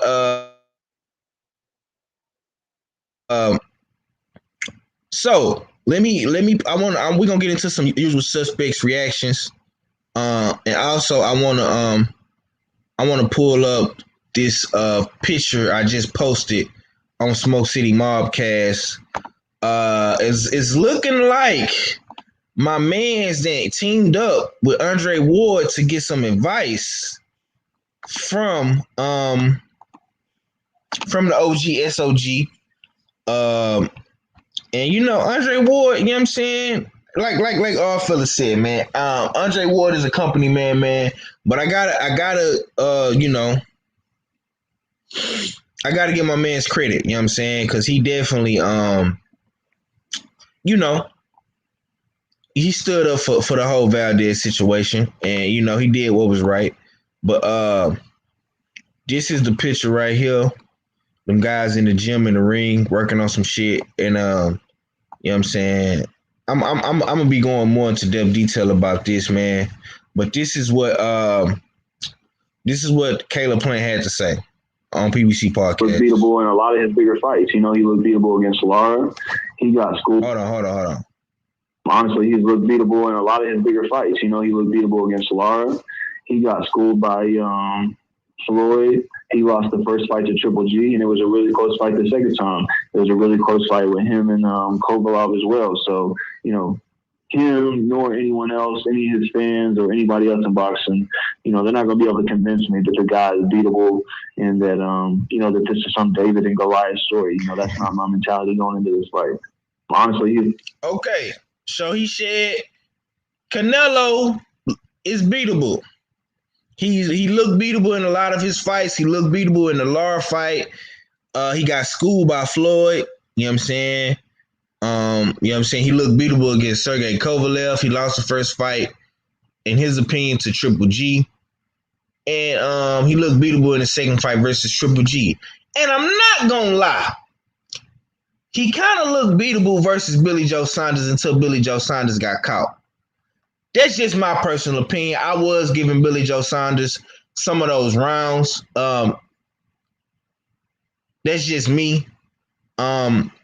So I want to pass to my brother Supreme Beast Boxing Talk, man. What's your thoughts about what Caleb Plant had to say? Do you think Canelo looks beatable? And how do you feel about Caleb Plant linking up with the OG Andre SOG Ward, getting some tips and some, you know what I'm saying, some little pointers on this Canelo Alvarez fight, man? How you feel about that? Canelo did look beatable. I don't want to say that he, you know what I'm saying? And Floyd did school him, you know what I'm saying? Caleb, man. Caleb like to talk that shit that's real, you know what I'm saying? He be talking shit, but he be real shit, so you can't deny what he's saying. So, I don't see no lies detected. It's just that he's gonna have to bring his 100% because he know Canelo bringing 100 plus whatever he got in him. You know what I'm saying? So right. So you as long as you know what you facing, then shit. It is what it is. I'm with it. I think I've been saying I think Caleb gonna beat him. Shit. You know what I'm saying? Canelo ain't no motherfucking. He not the great that everybody be trying to hype him up to be. He might be the money man. You know what I'm saying? Because he getting the biggest checks. But yeah, man, other than that, man, nah. You know what I'm saying? And I can see that because there's other fighters that be calling them out. They might see the same things Caleb Plant see. Shit. You know what I'm saying? That's why Charlo be talking about that fight. David Benavidez be saying something about that. You know what I'm saying? So I don't know. We'll see. You know what I'm saying? We'll see. I know.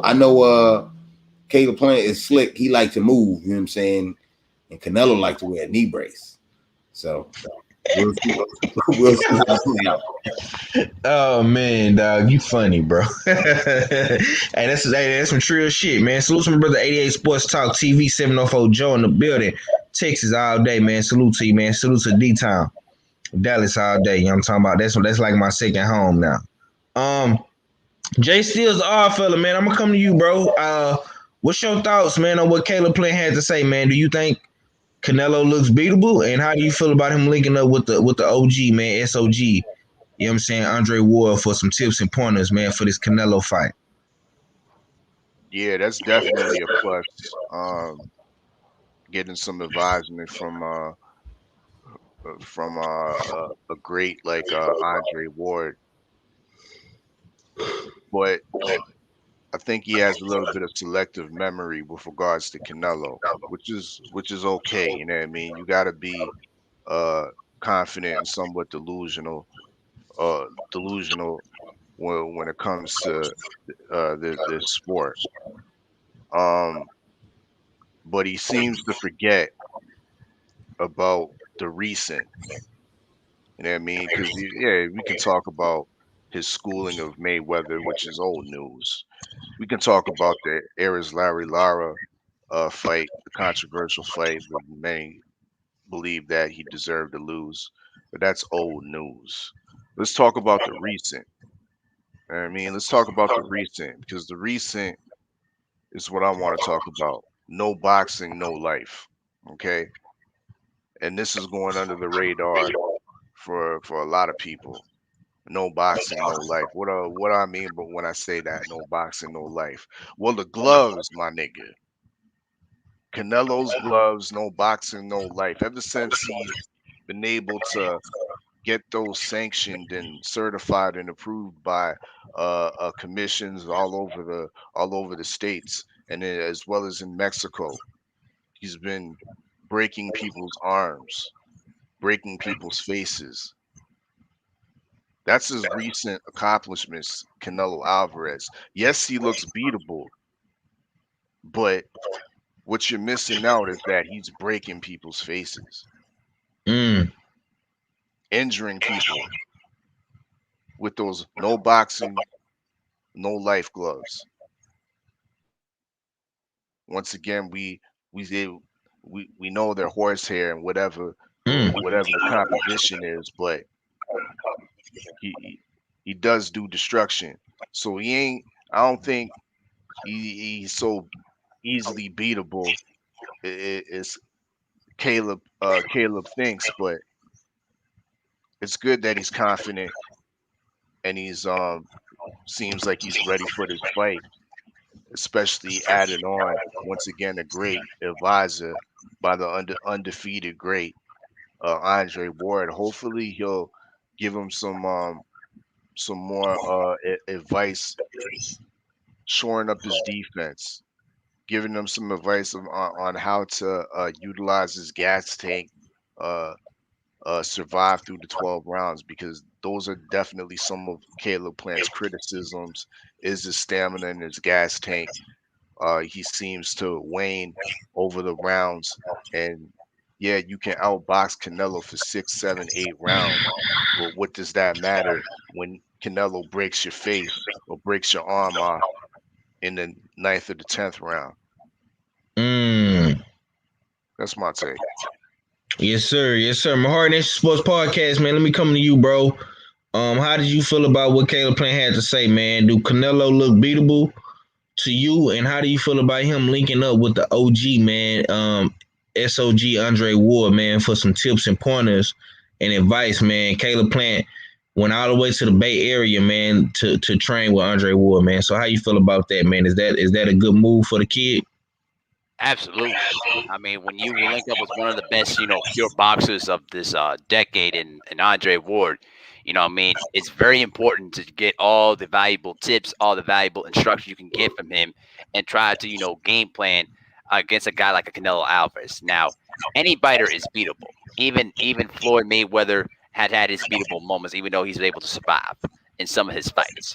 Now, any fighter can be beat on any given night. All you gotta do is give him the right punch at the right time, and he's beatable. Just ask Roy Jones Jr. against Antonio Tarver.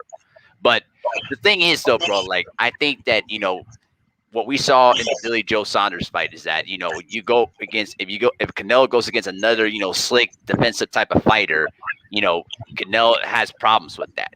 Against slick athletic defensive fighters, Canelo cannot compete against that.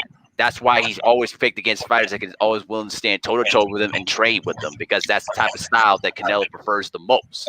And so I believe in this fight, I think what Caleb Plant's going to have to realize is that receive the instruction what Andre Ward's giving you, and basically apply that and use it in the fight. And I think the other thing that he's gonna have to also learn to, and I hope that Andre can address this to him, is that Caleb Plant, his stamina has been in question in many of his fights. And me, I'm a huge Caleb Plant fan. Just ask 503.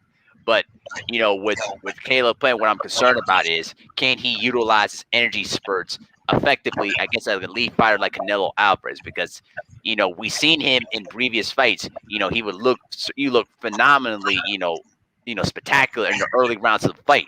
But as the fight progresses, as we see, fighters go through their second and third gear, with Caleb Plant, it appears to me that he doesn't have that, at times. And so I think sometimes he probably uses too much energy in the early rounds and doesn't have enough to finish out the fight.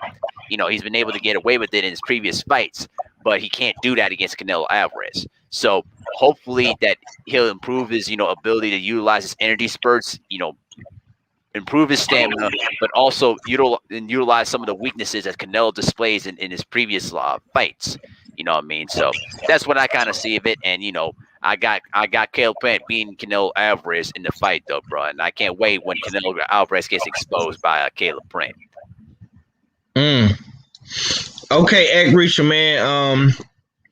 I don't know if you heard the audio. If you want that Caleb Plant put out, or the PBC podcast put out, man, they got an interview with Caleb Plant on their website. But I'll play it for you again, big bro, so you can hear it. This is what he said, because I know you dipped off. Hold on, shit. Let me put my speaker back on. Hold on, give me a few seconds. There you go. A lot of his bigger fights. Honestly, he's looked beatable in a lot of his bigger fights. He looked beatable against Lara. He got schooled by Floyd. He lost the first fight to Triple G, and it was a really close fight the second time. There was a really close fight with him and Kovalov as well. So, him nor anyone else, any of his fans or anybody else in boxing, they're not going to be able to convince me that the guy is beatable and that, that this is some David and Goliath story. That's not my mentality going into this fight. Honestly, so yeah, that's what he said.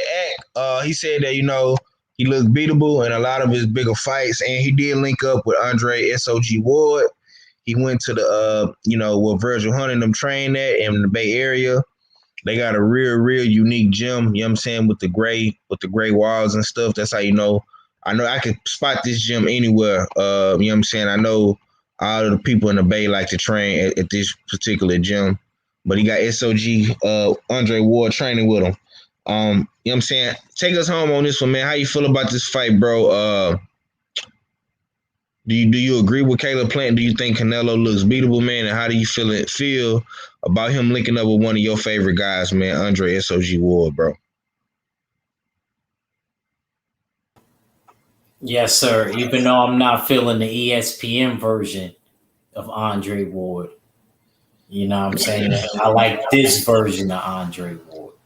Mm-hmm. This remind me when he was a fighter and people used to come through and he would give advice, things like that, like Andre Berto, Benito Donaire, of course. All right. His buddy from the Bay. Yeah, this remind me of the old SOG. And shout out to Caleb Plant for not being too big for his britches and going there to receive that advice from him. And I know it's not just SOG. SOG is more the physical part, getting the mental aspect also from Virgil Hunter. Because even though Virgil Hunter's trained, a lot of his fighters can't, resonate with what him and Andre Ward did, I still feel like he is a good trainer as far as the mental aspect.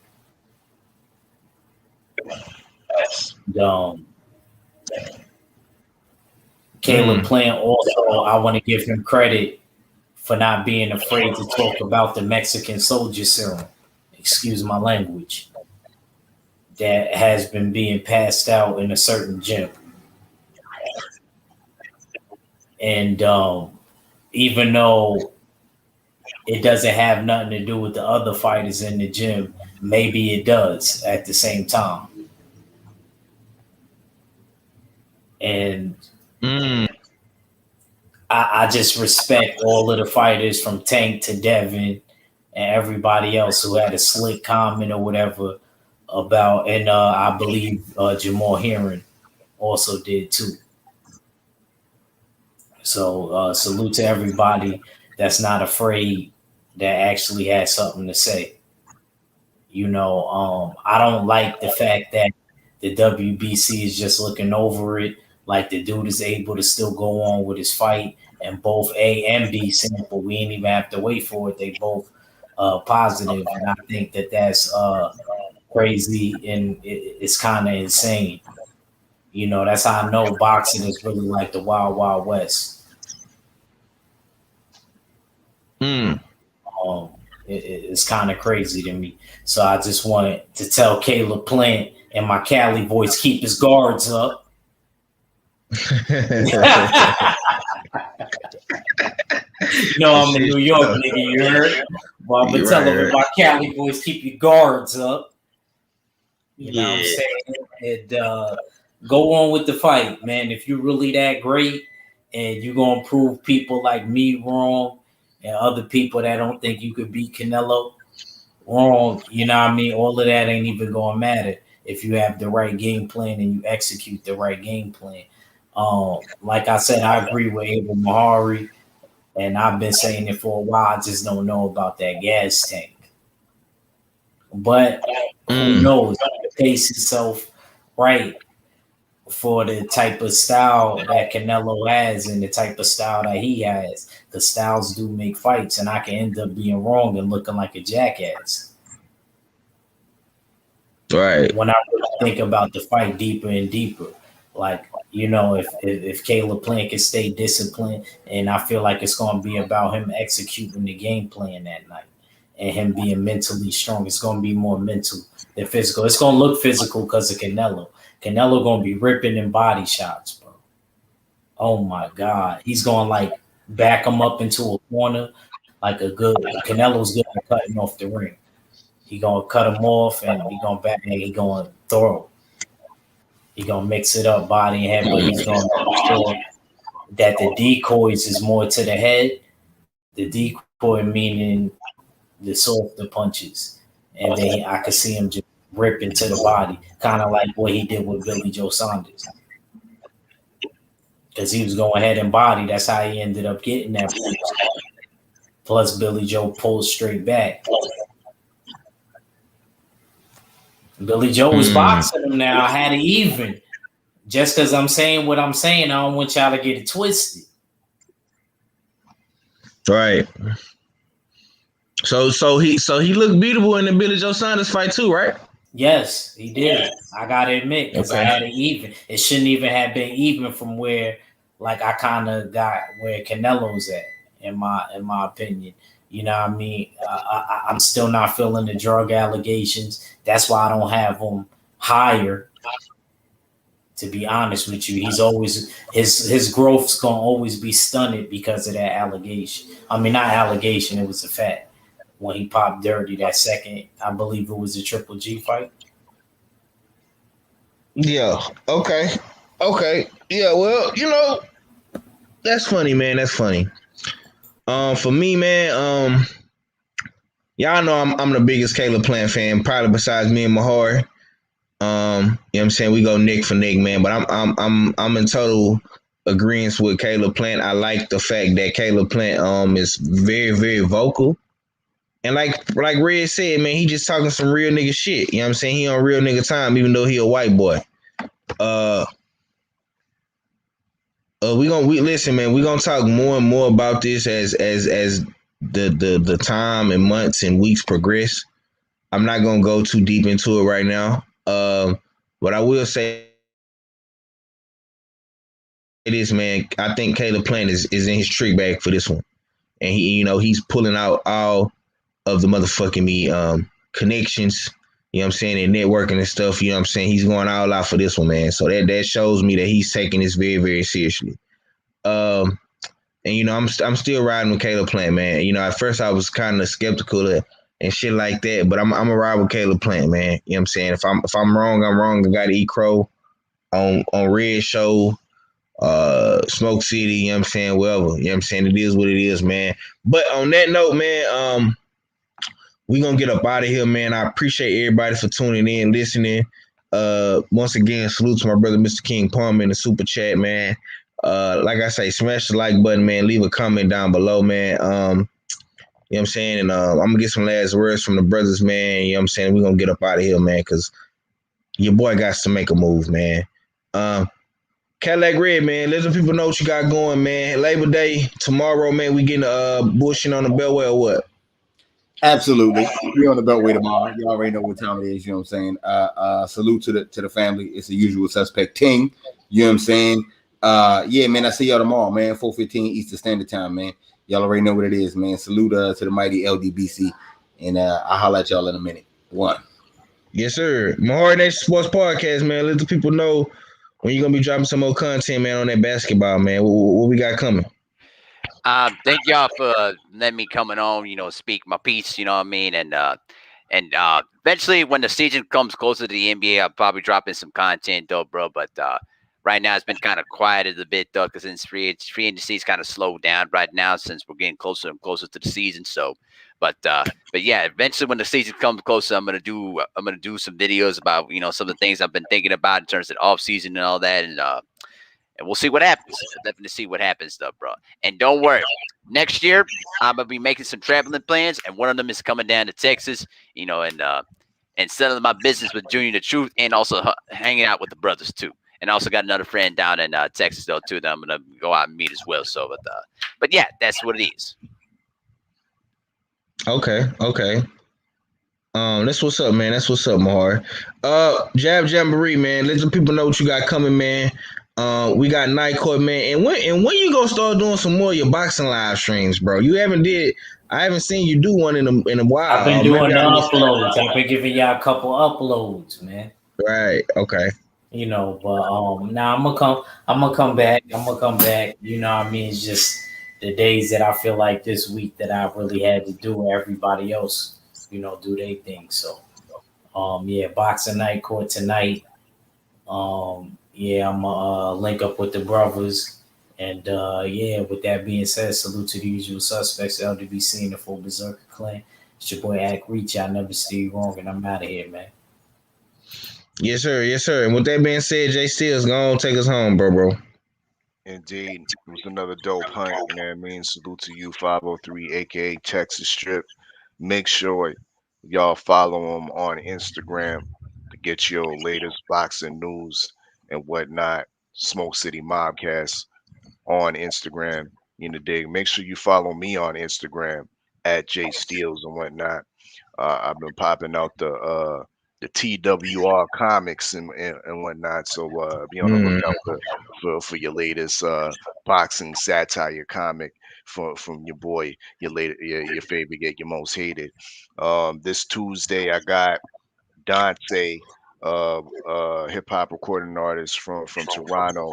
He's gonna be passing through the war room, dropping his latest album called Cornerstone, 9 p.m. Eastern time once again. Uh, yeah, and looking forward to the reopening of Night Court. You know what I mean? Today, 5 p.m. Eastern time with the Jab Jamboree. You know what I mean? Court will be in session. So once again, it's your favorite, your most hated fella, Salute to the chat. Salute to the usual suspects. Salute to the whole LDBC. And I'm Gizon. Yes, sir, man. I got some more shit coming for y'all, man. I'll probably do another show tonight, late night hunt. Tomorrow, man, your boy gonna do an early morning hunt, late night hunt as well. And y'all catch us on the Beltway tomorrow. You know what I'm saying? 3:15 Central, 4:15 Eastern Standard Time. And y'all tune in to Night Court as well, man. And it's just like that, man. H-Town for real, man. And we gone, man. Peace. It's a usual suspect team. So I got with a sick tight click and went all out. Wow, what up with it? It's your boy Cadillac Red. Make sure you go subscribe to Supreme Beast Boxing Talk. Mondays, Wednesdays, Fridays, 4:15 Eastern Standard Time. We bullshitting on the Beltway. And you know you might catch a battle rap recap or a Crescent City convo out your boy. You know what I'm saying? Talk to me, but don't talk to me spicy. Make sure you go subscribe to The War Report, The Eye Fella. You know he keep a live listening session, a weed review, or he might slide up on you with a wake and bake hot boxing topic. You already know what it is. And make sure you go subscribe to 503 Lion. You know we stay on the hunt. Early morning, midday, late night. Shit, even on the weekends you gonna catch a fight pray party. Shit, what content? Who got content? 503 got that content. Make sure you subscribe to the homie Jab Jamboree. Act Reacher. Sundays, 5 p.m. Night Court will be in session. And he'll pop up on you with a hot boxing topic or a battle rap preview. Trust in Judge Galvatron. He'll never steer you wrong. Make sure you go subscribe to Stay Ready Boxing TV. If he ain't giving you ringside views, he giving you ringside interviews. You already know if you can't find him, Google him. You ain't got to get ready if you stay ready. Make sure you go subscribe to Supreme Beast Boxing Talk with KG